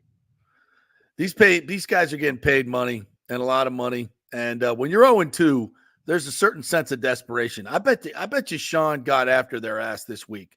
And I know Thursday was a walkthrough for the Buccaneers. And I know, Todd Bowles knows his team a hell of a lot better than I do. But I'm just, after that win in Detroit where they, that was a physical game. The defense played 83 plays. How do you treat them during the week? Well, whatever they did wasn't good because they were flat as hell. Is this coaching? Is it on the players? It's both. What do you think? I think it's a little bit of both. And I think during the course of an 18-week, pretty long season. Yeah. Sometimes, no one's going 17-0 in the NFL. I don't even know if that's even a goal anymore in the NFL, to be honest with you. So, I think during the course of a season, you're often thinking, you kind of break it down into what's best for the team long term, what's best for a short term. Obviously, you're trying to win every week. I don't think they came in thinking they would give this sort of have such a bad effort yesterday. But I was talking to Greg Allman for a few minutes after the game, and Greg was like, Sean Payton has won a lot of games at that stadium. He really has won a lot of games at Raymond James Stadium in his life. Way too many. And he knows what to do. And he talked about it a little bit. He's worked with Todd. He knows it's not that anything's predictable. It's just, he has an idea. He's worked with Todd Bowles before. He's coached against them numerous times. And you just, the challenge that lies ahead. And, maybe it just allowed him to figure out, we're going to do this, we're going to do that. We're going to take the ball first. We're going to try to catch these guys. Maybe they're, maybe they're napping a little bit. Let's catch them early and see if we can get them on their heels. And the guys just didn't have a great day, and they'll bounce back. I mean, there's going to be peaks and valleys during the course of an NFL season. The team, it's just a good team. This is a good team that had a bad week. They're not going to be. That happens a lot in the NFL. I mean, teams just have off weeks, and especially when you're playing an 0-2 team that's pretty desperate, that's trying to, that's trying to get their first win. It can be tough sometimes. So, I just chalk it up as when I was going through the bad week. When I was going through the tape this morning, I got up early to do it too. That's why I'm so cranky. Time after that first drive where they go back shoulder on Jamel Dean, who was playing press, and great throw, great catch by maybe a little OPI there, and then a nice fade over the top of McCollum when they blitzed. It's like almost like he got gun shy and pulled back the rest of the game, because the rest of the game, Jamel Dean's playing 12 yards off, and they're just taking 8-9 yard chunks. Just the easiest thing that a quarterback can do. No pressure mentally on Bo Nix, no pressure physically on Bo Nix. It was a day at the park. He got hit twice the entire game. If you sense your team is flat, should you not just dial up the pressure and just go after his ass and try to just somehow will your team into making good, send more than they got, get a hit on them, do something? It was such a passive defensive game plan by Bowles. Yeah, I was surprised that they didn't try to. There were a few areas where they really didn't try to, just go be extra aggressive. See if you can kind of force something to happen. Yeah, you're dealing with a young quarterback. Maybe you can get him into a bad mistake. It was they were on their heels so early. It was 10-0 before you knew it. 14-0. That 14-0. Not 10, 14-0. Yeah. You had the. Yeah, the whole, Baker, that was, I looked at you after the Baker interception. I'm like, what is he looking at? Like, that was horrible. And the play before that, the two plays before that, too, he had a second down throw where he had all the time in the world. Mike Evans is wide ass open. Godwin is coming open. He doesn't pull the trigger. And he did the same. Yeah. He did it again on the next series. I'm like, what the hell is he looking at? These guys are open. Throw the damn ball. And Baker took the heat for that afterwards. He said, I didn't get the ball out quick enough. Because at first I was like, 7 sacks. In the second half, he didn't have a whole lot of time. But the first half, he had time. He just wouldn't pull the trigger. It was weird. Maybe that was residue from last week, too, getting beat up. Because, sometimes when you get early pressure, you start looking at the rush. And then the second half, he did get a lot of pressure, especially up the middle. Cody Mark whiffed twice in a row. So that kind of, the second half, it was way more pressure. But again, defensively, they just allowed them to walk down the field. And, no intensity. That's just weird. Yeah, defensively they were really they were they held, obviously they only gave a 4 field goal, so they were able to hold tight at some of the around the red zone. Yeah, the red zone defense is good.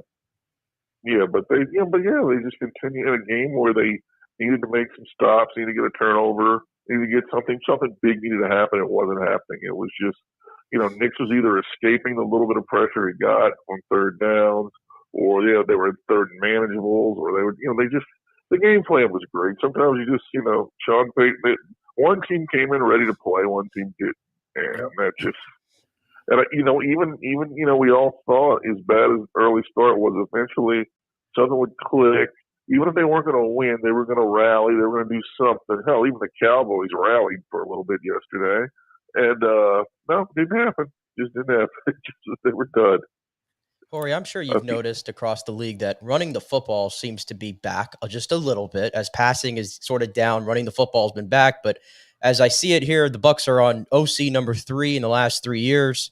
And I have seen very minimal improvement in the ground game, and I'm not sure how they get that going, but would you start with giving Bucky Irving the majority of the snaps right now running the football? Because it seems like he's having at least more success than Rashad White. Yeah, he's having more success. And I don't know if that requires him having the majority of the snaps, or if, the reason he's having so much success is because of his snap count and the fact that they can put him in situations that are favorable to for him to do his thing. Running the football is a mentality, and you gotta commit to it. It's something that you really have to, that it's something that your offensive line, it's teams that have successfully run the ball for a long time. It's just part of their DNA. So this is a passing team by nature, and the receivers are great. The quarterback can be excellent at times. The line is probably better suited for pass blocking. Yeah. Although these last 2 weeks will tell you otherwise. But they also, last week Aiden Hutchinson is an elite player, and they just got beat up by him. It happens. And this week they got beat up by everybody on the Broncos front line. It seemed like, especially in the second half. But yeah, I mean, it's something I'm sure they're going to be working on all season. Every team wants to run the ball better, or run the ball efficiently. And I think Bucky is doing a great job. I think Rashad needs to warm up. And I think part of that is they probably need to get him the ball in some situations that he can go out there and make a couple of explosive plays and get warm. We know what Rashad White is capable of. And I he's a good player. He hasn't lost it. So I think together they can be very effective, and I think Bucky's doing a great job. I think they're putting him in really good situations for him to show his talent off, to show his skill set off. And so I don't know that putting him giving him more snaps is going to help that. I'm not. There's a lot of things that go on too. I mean, obviously there's protection. There's different things that running backs have to do. Running back is a pretty complicated position in the NFL, with all the protections that you have to be part of, because you do have to sometimes stand in there and take on a blitzing linebacker. And believe me, that's probably not something they look forward to. No, I'm sure, definitely not Bucky. At his size, it can be difficult, but he does a nice not job. At all. He does a nice job sticking his nose in there, like old Warwick Dunn used to do. It's crazy, but they do it. Tough as hell. I love it. I love those small backs that are tough that'll do it. But I respect the hell out of them. But I'm pretty sure it's not his most favorite thing to do every week. Did you get a chance to watch the USF game? Yeah, I mean, we were both there, and I mean, I watched the refs had an amazing game. The refs in the replay booth were exceptional. I mean, That game the refs in the took replay forever, booth man. were I on don't know if it was fire. I don't know if the injury timeouts. Oh my God, that game I think freaking it was took a forever. combination No, of everything. And yeah, no flow I'm to that sitting game there. whatsoever. I'm sitting there. No, I'm sitting there with next to Fred Goodall. I'm watching the FSU game on my Yeah. computer, and Yeah. I'm sitting there like FSU's going to be done with post game before this game is over. Like the game started the exact same time, and they were into the third quarter before USF Miami went to halftime. Yeah, but that game, it's always bad. I thought USF played a great first half. I thought that that big play right before the half was a gut punch. It was a gut punch, and Miami's depth just kind of took over in the second half. But I thought USF 2 weeks with Alabama and Miami, I thought they've impressed me on what they could do, and obviously they need to go win their conference for the first time ever. And I don't know if they can, but they're so improved over just a couple of years ago. They've come light years so fast. What are your thoughts on what's possible for USF in this game in general? In this game, I agree with you. They go up 15-14. They give up the big pass. They come back down. They hit a chunk play, I think to Keith for 64 yards. Yeah. They missed the field goal, and then they turned the ball over to start the second half. So all of a sudden, instead of being down by 4, having a little momentum going in the half, you have that missed field goal, come back out, you give up, turnover, quick touchdown, and now you're down by 14. And that's when the distance really, once the distance gets to where it is, USF became a little one-dimensional. And credit to Sean Atkins, who was absolutely wearing Miami out from the slot. He was wearing them out from the slot.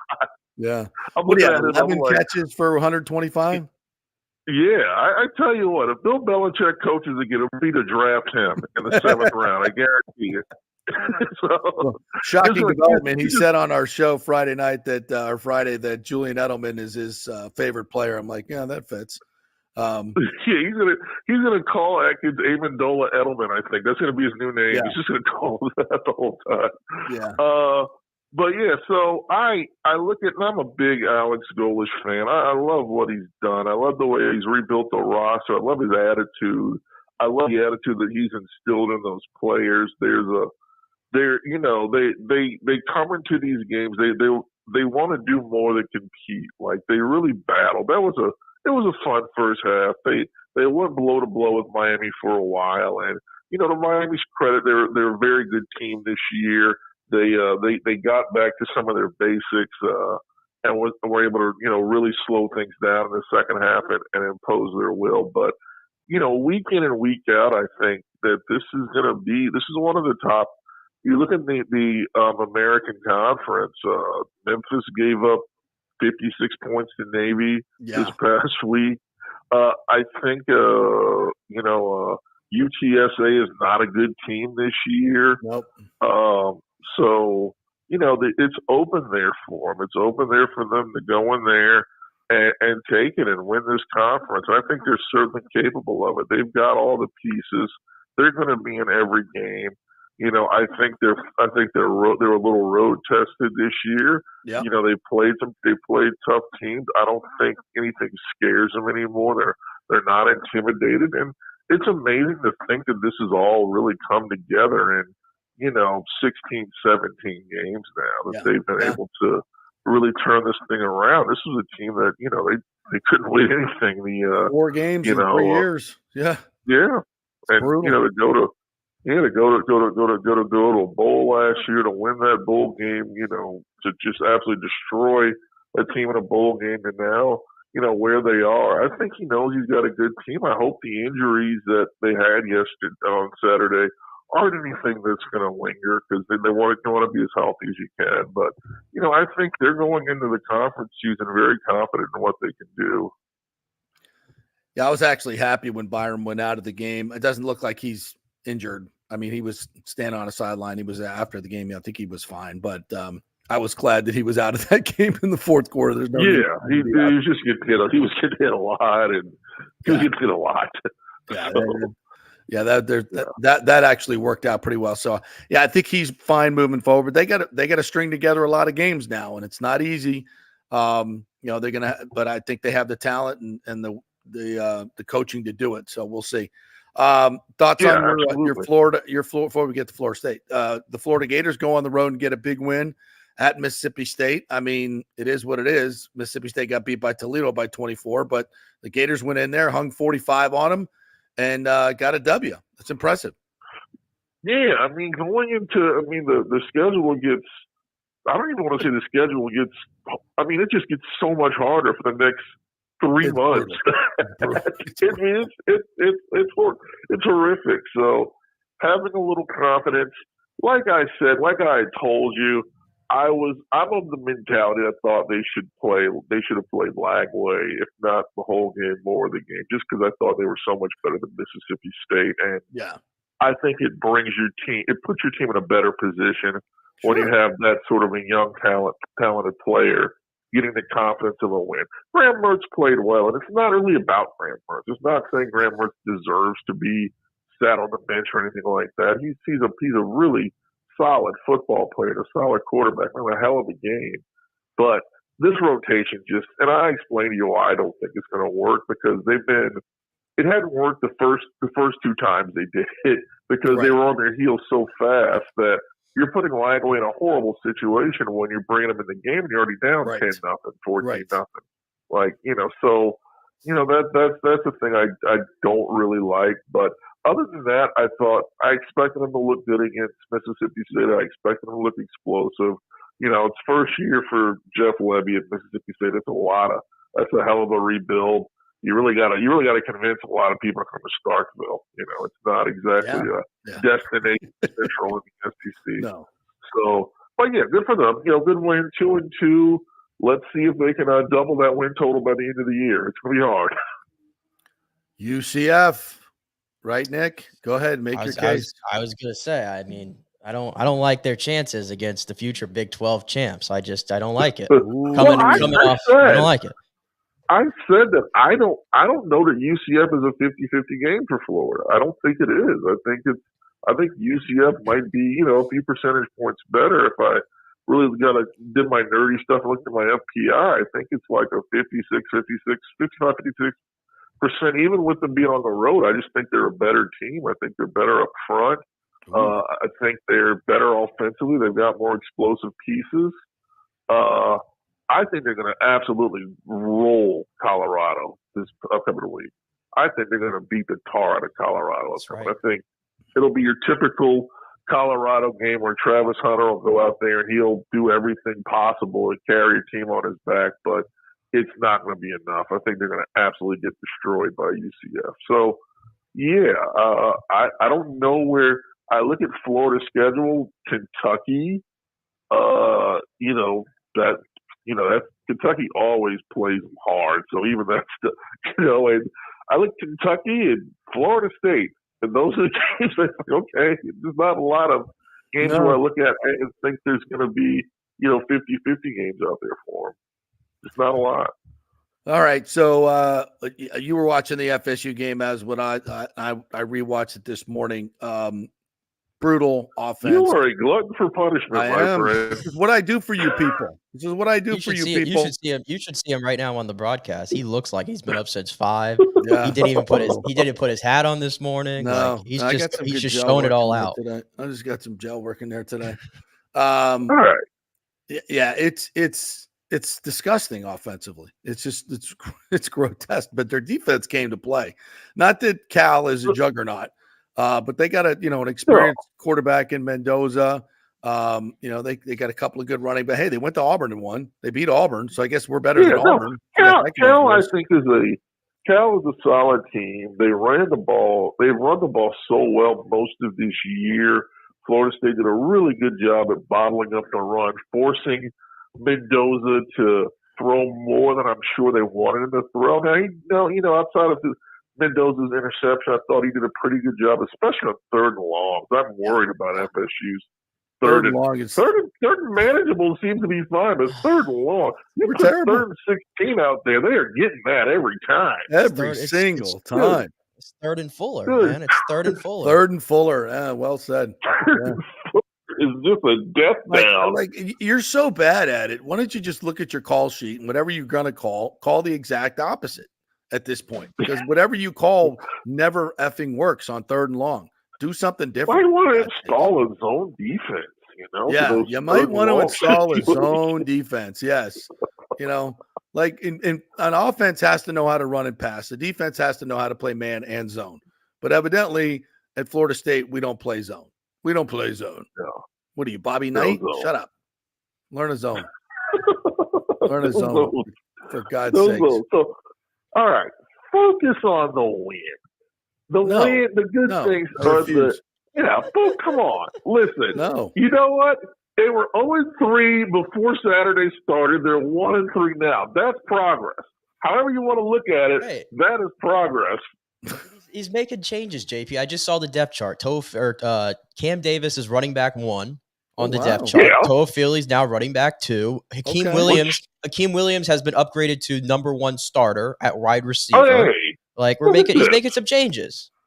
Okay. Move. DJ is still quarterback 1 if you're asking, and there's no or button, so you're gonna have to live with it. God. Listen, this is the 5th game, right? So the NIL contract says after the 5th game, he doesn't have to start. Right. Yeah. So next game we can start Brock once the NIL contract is satisfied. Well, what's the next game after SMU? Isn't that like Clemson or something? Yeah. Do you really want Brock's first game to be against Clemson? Not the way Clemson's playing right now. Clemson can they can score now. Holy crap! Who knew? Oh yeah, it's funny what happens when you don't have to play Georgia. How much better a team looks from week to week. NC State is no Georgia. Is that what you're telling me? Yeah, Okay. NC State defense looks a lot less intimidating once you stare down the barrel of that fire-breathing dragon in Athens for 4 quarters. Yeah, everybody was dumping on Cade Klubnik, and I don't think that kid's thrown an incomplete pass since the Georgia game. No, he probably hasn't. But yeah, that Clemson game now looks ugly. Can we just decide not to play like we did during COVID? Can we do that? During COVID, we wait till they get to town and cancel the game. Hey, we got a virus running through. We can't do it, guys. Can't do it, guys.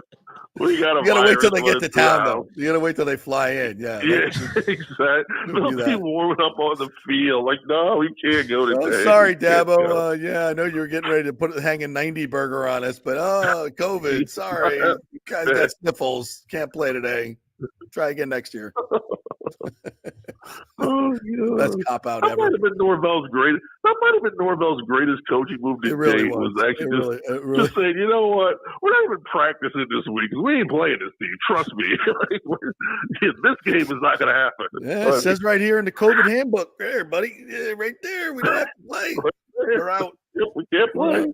Yeah, sorry. Then it was like, did somebody actually call Dabble and tell them we weren't playing? Oops. Oh, sorry. Damn. Forgot to return that text. God gummit. We'll tell him when it gets here. Have you been out to the Lightning at all? Yeah, I've been out to camp for a couple days. Did media day, so I'll probably head out. I will head out to camp to the game tomorrow. I think I'll do a full day tomorrow.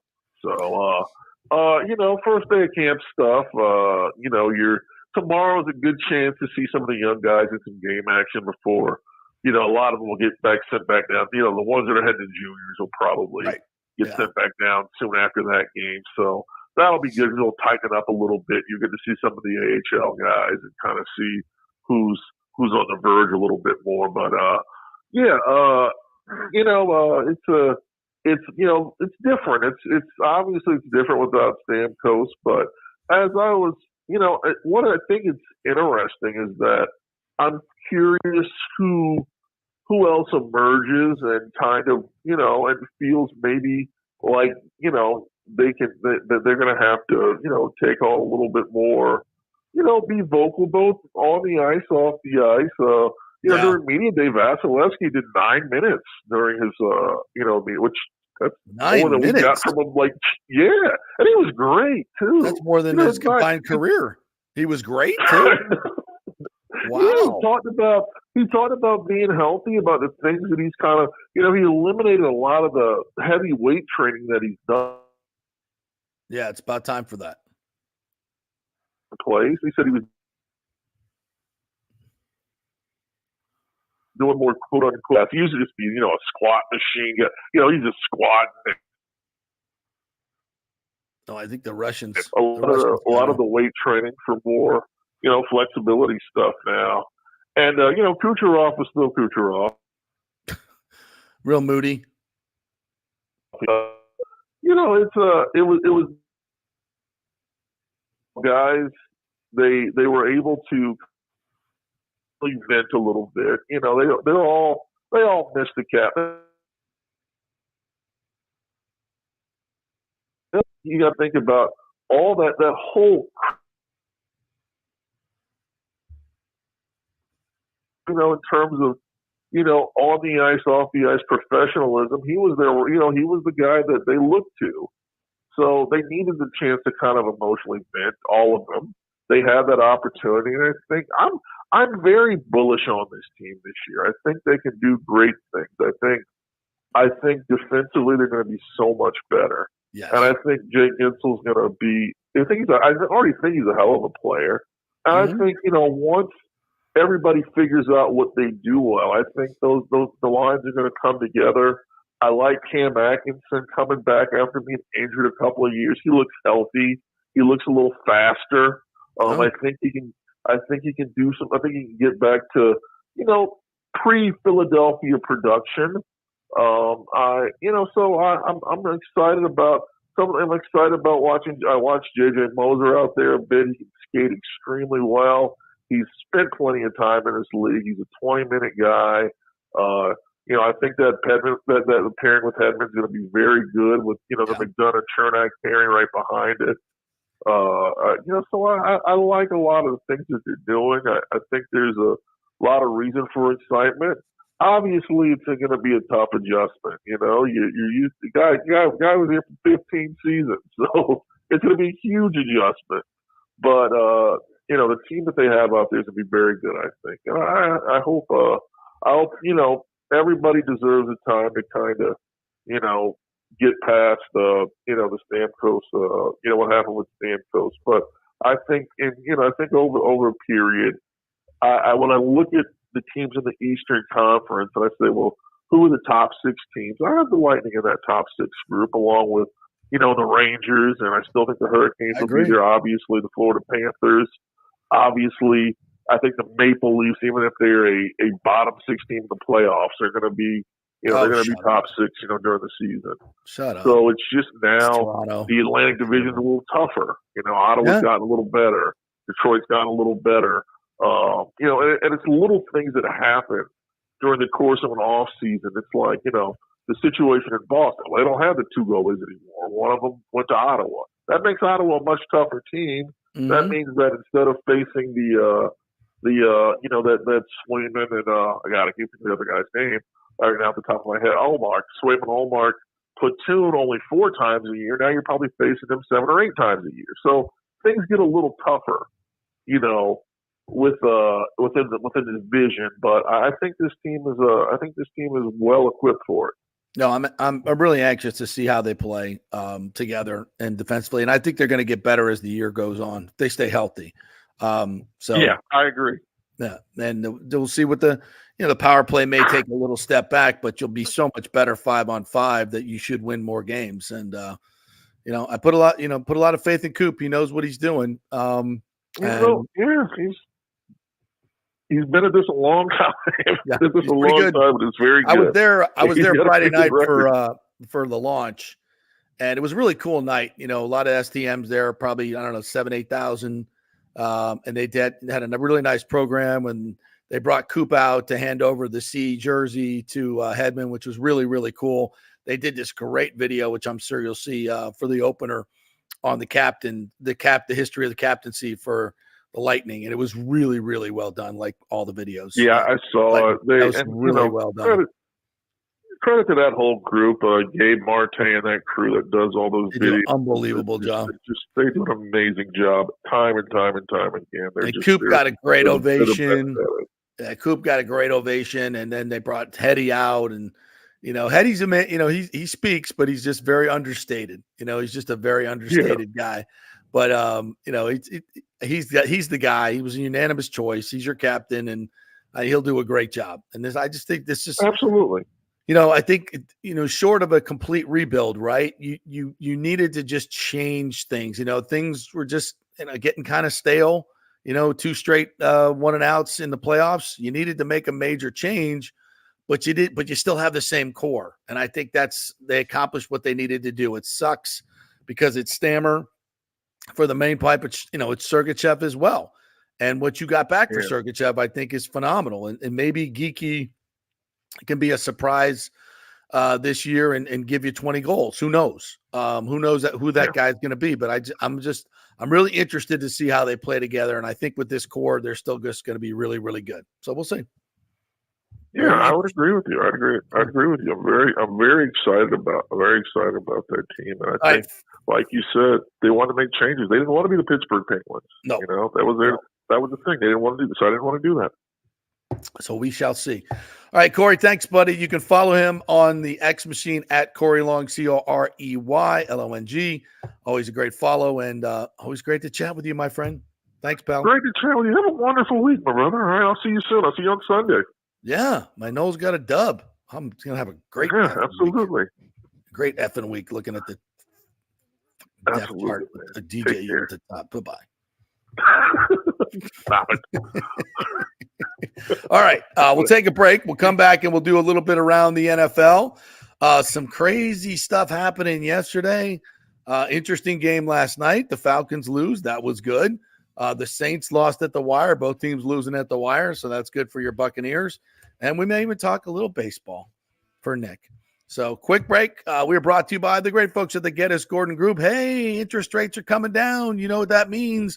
Houses are going to move. So get back in the market. You need the best realtor to do that with. And that, of course, is Jane Geddes, Nick's auntie. So go ahead and give them a call there. Go to GettysGordonGroup.com. You can contact them through the website and get back in the game. Buy yourself a house. Great group over there. And if you're looking to sell, they will list that house as well. Give you some great marketing. The GettysGordonGroup.com. Back in 3. Stay with us. Hey, it's football season, and we welcome back the Gator Report every Monday and Friday, sponsored by the Jeeves Law Group, Jeeves lawgroup.com. Just go to the website. You can contact them through there. Scott Jeeves is a tremendous, aggressive attorney and a big Gator fan, so we appreciate him supporting this show and, of course, your Florida Gators. They are local, they are trusted, and they get results. Whether it's personal injury or anything else, any law matter at all, it's the Jeeves Law Group, Jeeves lawgroup.com. Give them a call. Tell them JP sent you. All right, this is for all you guys who don't want to go to the gym and do 5,000 crunches. At Bay Area Modern Medical Center, you can get on the new True Body machine where you can reduce fat and tone up your muscle. It's like doing 54,000 crunches in just 15 minutes. Define your body as you see fit. True Body offers personalized muscle stimulation that delivers the equivalent of those 54,000 crunches in just 15 minutes. Just get in touch with them at Bay Area Modern Medical Center, BAMMC.com. Chris Lugo and the team over there will set you up on True Body and get amazing results. Non-invasive with comfortable and little to no pain and zero downtime. You can isolate and target those areas that you want to improve and treat multiple areas simultaneously. It's an amazing machine, so check it out at Bay Area Modern Medical Center, BAMMC.com. JP here to ask the question, are you planning an event, meeting, or conference? If so, you'll want to call the designers and production professionals at Extravaganza Productions Incorporated. With over 35 years of experience in the events industry, designing and producing every type of small to large event, they can provide a huge resource for design ideas, audio, visual, sound, lighting, decor, and entertainment to turn your event into an incredible experience for the entire audience. Folks, I've worked up close and personal with this group at many national events and Tampa events, and they have unique capabilities that help you save time and money in the planning and execution of your next event. Don't delay. Call these pros today at 813-621-4700 or check out their website at extravaganzaproductions.com. Tell them JP sent you, and they'll provide a free initial consultation for your event. Extravaganza Productions, the best in the business. Golfers, listen up. The hottest new driving range craze has come to Rogers Park in Tampa. The Top Tracer range is now open 10 to 9 p.m. And just like you see on TV, every shot is tracked for yardage and accuracy, giving you immediate feedback. And best of all, you can virtually play the top courses like Pebble Beach or St. Andrews with your buddies. Plus, great food and drink options available in the well-appointed hitting bays. Very comfortable out there. Reservations highly recommended, starting at $25 per hour, including balls. Reserve at RogersParkGolf.net. That's RogersParkGolf.net. See you there. Let's go. Right now, back to the show on FanStream Sports. All right, welcome back to the JP Peterson Show here, brought to you by Extravaganza Productions. If you have a business meeting coming up or a birthday or something you want to celebrate and you want the pros to produce the party for you, it's less inexpensive than you think.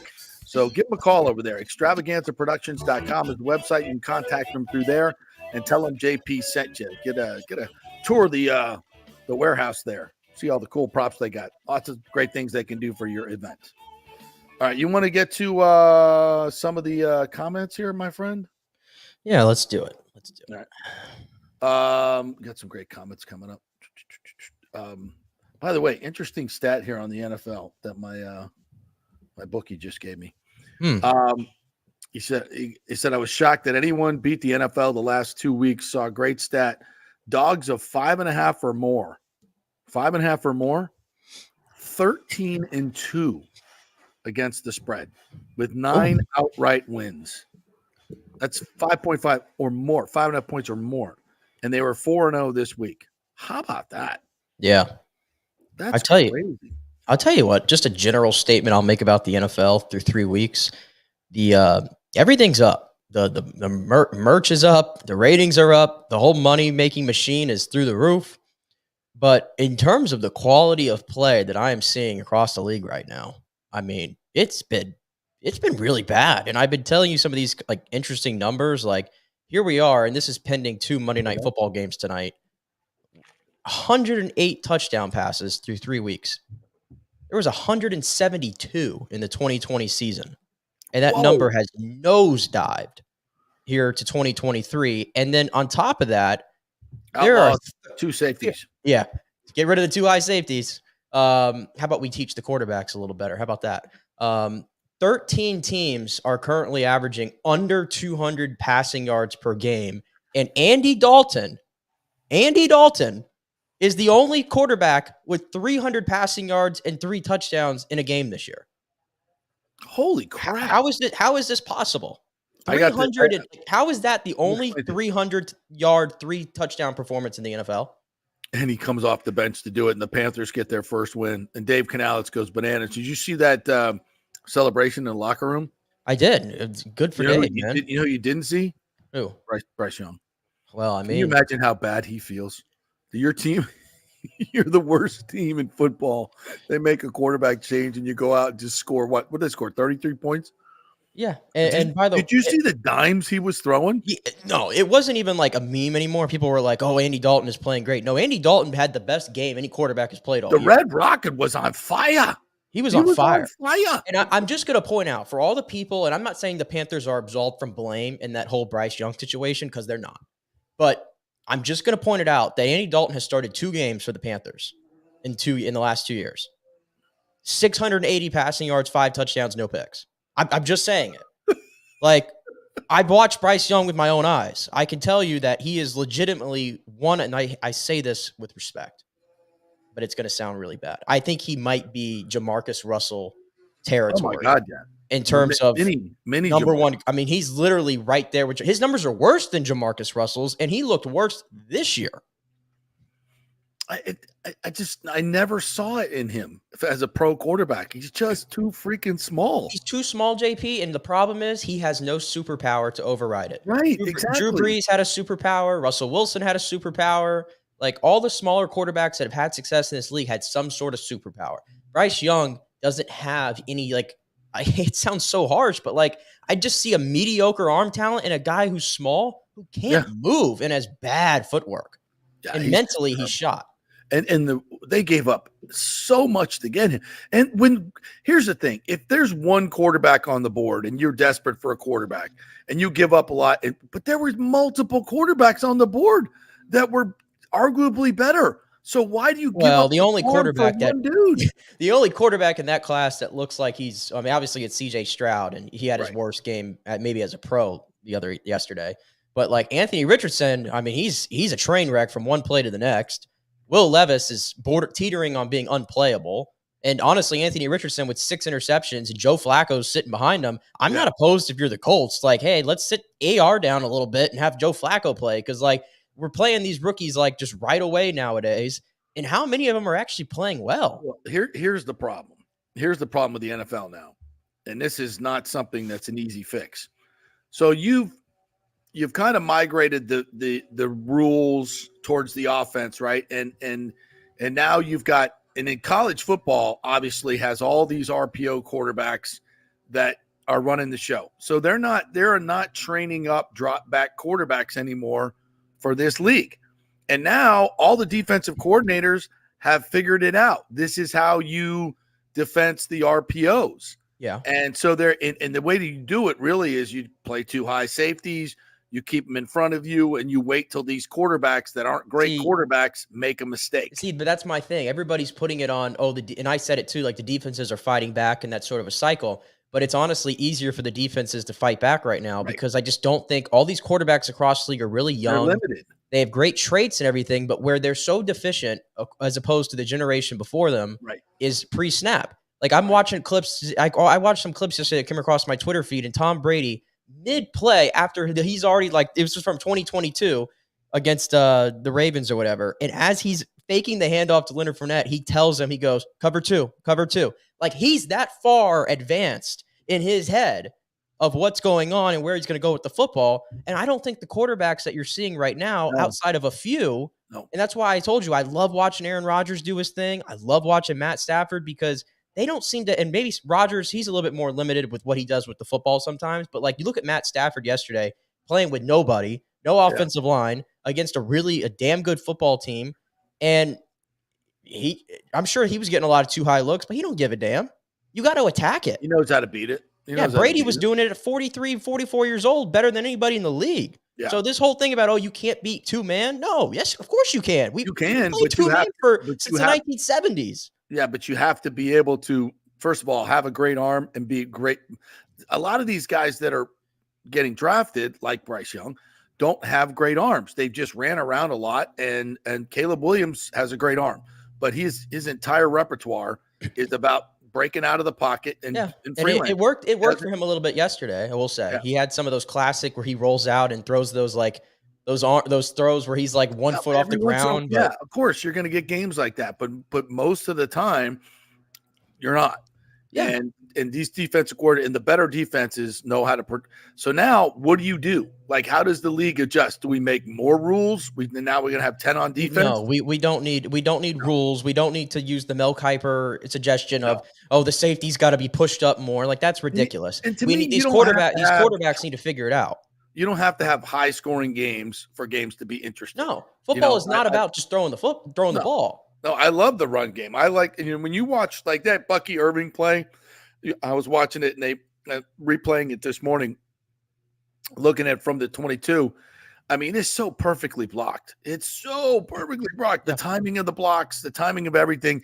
And he makes a great cut and he's out the gate. It's just like, that is pure symphony watching that happen.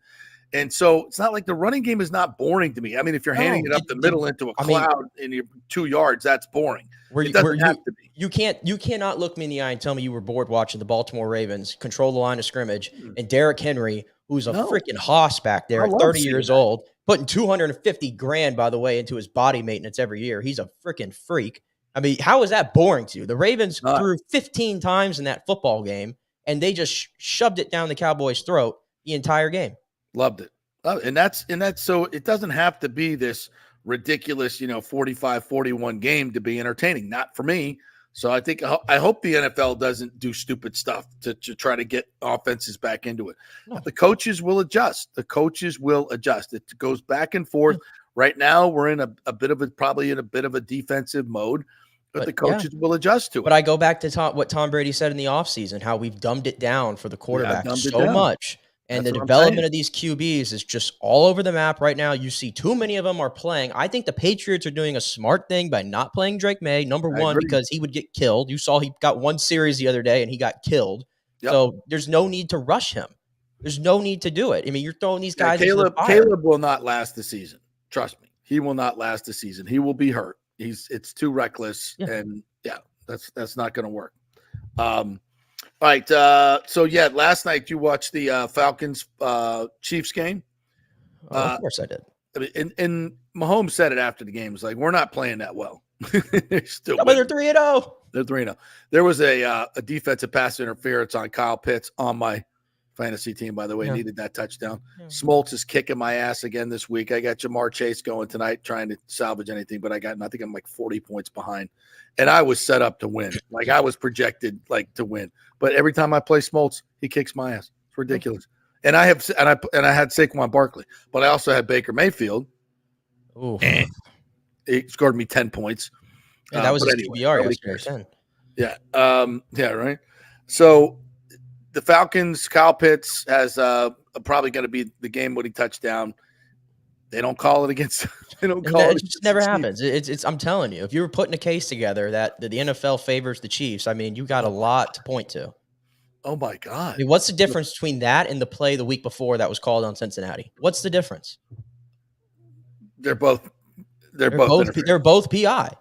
No question about it. You grab Kyle Pitts' arms before the ball gets there. He's got no chance to catch the ball. It's just the way it is. It's crazy. And then week one, of course, it's like, I mean, the guy who was painting the back of the end zone could have drawn a squiggly line by accident, and all of a sudden Isaiah Likely can't get his foot in. Like it's just it's crazy. Like, I mean, this is part of football. Like good teams sometimes just get the breaks, but it's amazing. The Chiefs have played probably their C game offensively for 3 weeks, and they're 3-0. Yeah. And Travis Kelce has 8 catches for 69 yards in 3 games. He's gonna get dropped like a hot dog. I don't know what's going on. Playing like this, Taylor not putting up with that.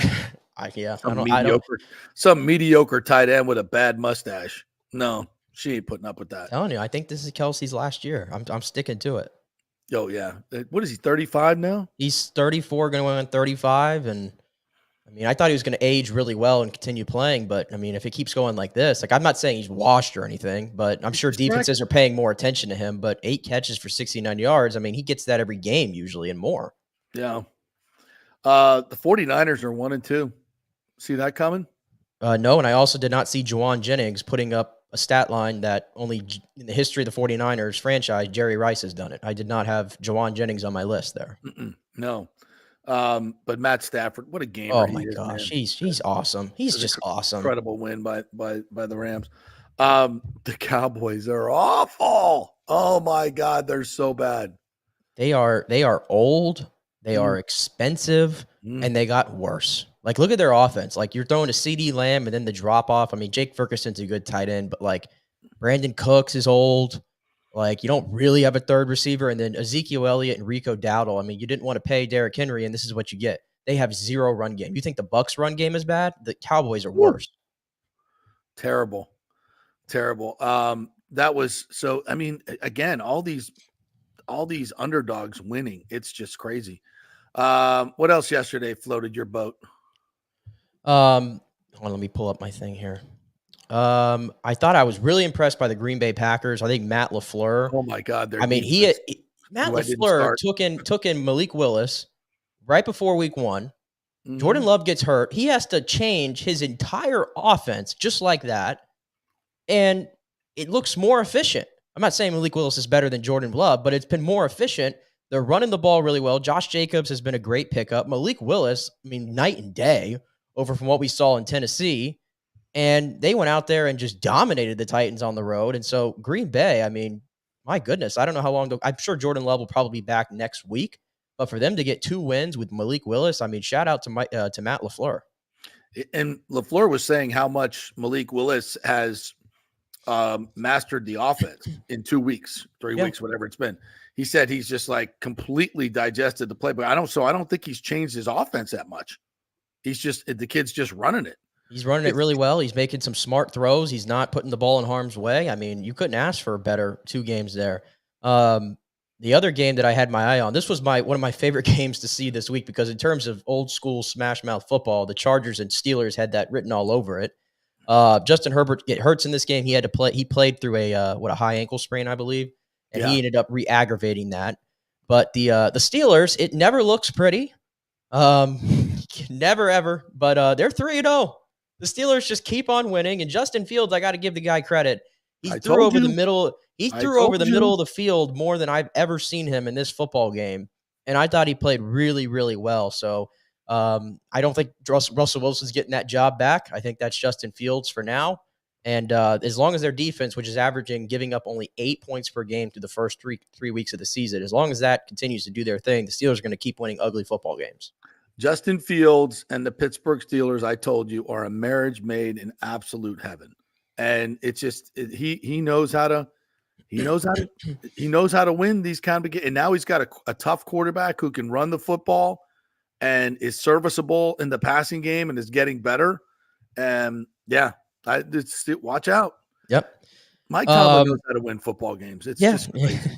He can be frustrating sometimes in terms of how far back they are from a development standpoint on offense, but hey, they're winning games. Give us a Rays update. Rays update. So they sweep the Toronto Blue Jays. The Rays pitching staff has been unreal for the last month or so. Shane Baz is coming into his own. This is now 6 straight starts where he's just been fantastic. He's absolutely going to be in that rotation next year. So we always knew the Rays could pitch, and the offense again has been pretty, mediocre at best. They still can't hit with runners in scoring position, but shout out Jonathan Aranda. I've been waiting to see some of this translate to the big leagues. 3 straight games with a home run, making a case to be a part of this opening day roster next year, which is probably now or never for him.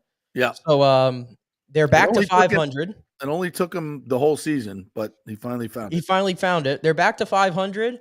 They're still in it. They're 4 games back in the wild card. But they have a series coming up against the Detroit Tigers, who are as hot as anybody in baseball right now. They're currently occupying a wild card spot. So if they have any chance, obviously they're going to have to run the table here, which I don't probably foresee happening, but who knows?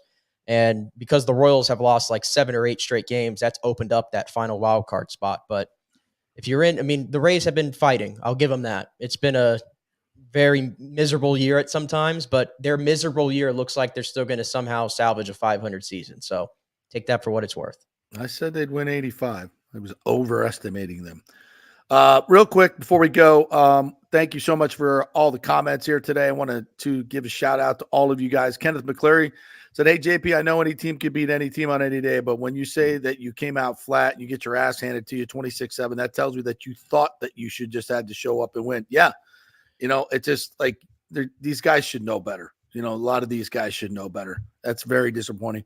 And I think that, as much credit as we gave to Bowles for having them ready and overachieving in Detroit, he needs to take the heat for having these guys flat. That's on the coaching staff. The players you got to find a way. And they played passively, so passively. Mike LaRue says O-line wasn't great, but Baker has to throw the ball away. He took too many sacks. Sacks are drive killers. You could be in 2nd and 17, 3rd and 13 and expect to convert first downs. Absolutely. 100%. Yeah. And and this sometimes has been a scheduled tweet, but can we get Mike Evans involved, please? I mean, Mike Evans had 15 targets through 3 games. That's just not going to cut it. No, that's terrible. And Baker, that's on him because he was open a few times. Rick says Bucs should be well rested since USF played for them yesterday. Yuck, neither quarterback played well. Yeah, it was a bad week at Raymond James Stadium. Bad 24 hours. Not good. Michael says Sean Payton can beat the Todd Bowles with any quarterback. That's right. And he has. Nathan Elliott reminds us, yep, it was a trap game. You may be right. James says, many said we'd be okay with Vita, Cansey, Winfield, and Gedeke out. At some point, it affects you.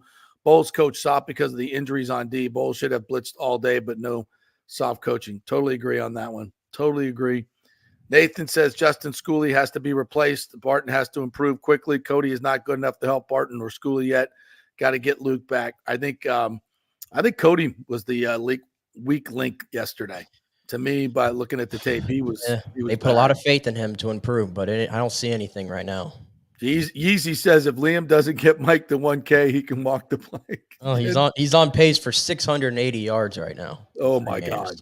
You do not want to be the first OC to do that. No. Anybody else in here? I thank you, James, for all the comments. We appreciate you, buddy. Christopher Cole, too many missed tackles yesterday. You got that right. Yeah. Yeah, I did want to. Michael LaRue said Bucs beat themselves, but the officiating was horrible. They missed 3 calls on the ball. Oh yeah, the Graham Barton false start at the 1 yard line. I'm still. Graham told me, I asked him about it. He said because he picked up the ball and the nose of the ball was over the goal line. I'm here to tell you that I watched the replay over and over, and I didn't see anything.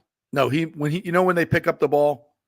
Right. It's like they always do when they move it. You have to move it a little bit. It's not going to be in the same exact spot it's just part of but if you do it on the goal line and you put the nose of the ball over the goal line, that's the penalty. Well, even the play before I've never heard before in my life. Never heard that before, but even the play before that, Rachaad White scored.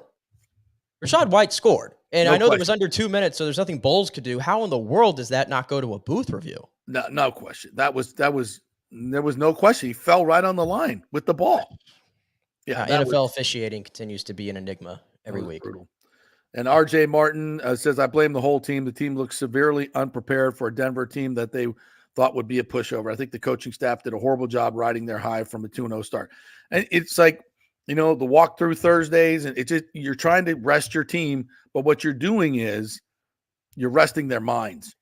I don't know. I mean, you could say that maybe it was such an emotional win the week before, and obviously you had some guys who maybe were playing well above their heads, and we should have seen it coming that it was a little comeback down to earth thing. Like maybe if they too, though, I think the injuries were big, but maybe if this was flip flopped and they were playing Philly right after, maybe you would have saw more of a sense of urgency. I don't know, but end of the day, you can't get your ass kicked like that. Nope. You lost the game you should have won, and that means the Detroit game meant nothing, which sucks.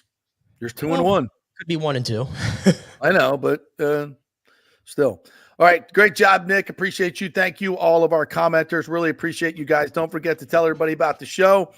And don't forget, it's always a podcast as well. You can listen to us anytime. You can fast forward, do whatever you want with that button. YouTube, and of course, always on X and Facebook as well. And please go like my new Twitter at JP Peterson Show. All right, my cranky day is over. Was it too bad, Nick? No. You were way far more cranky last Monday when you were dropping F-bombs on Florida State. So a little bit of an improvement, I'd say. Yeah. All right. Thank you all for joining us. We'll see you tomorrow. Scott Reynolds, TJ Reeves will be joining us tomorrow. Have a great day, everybody.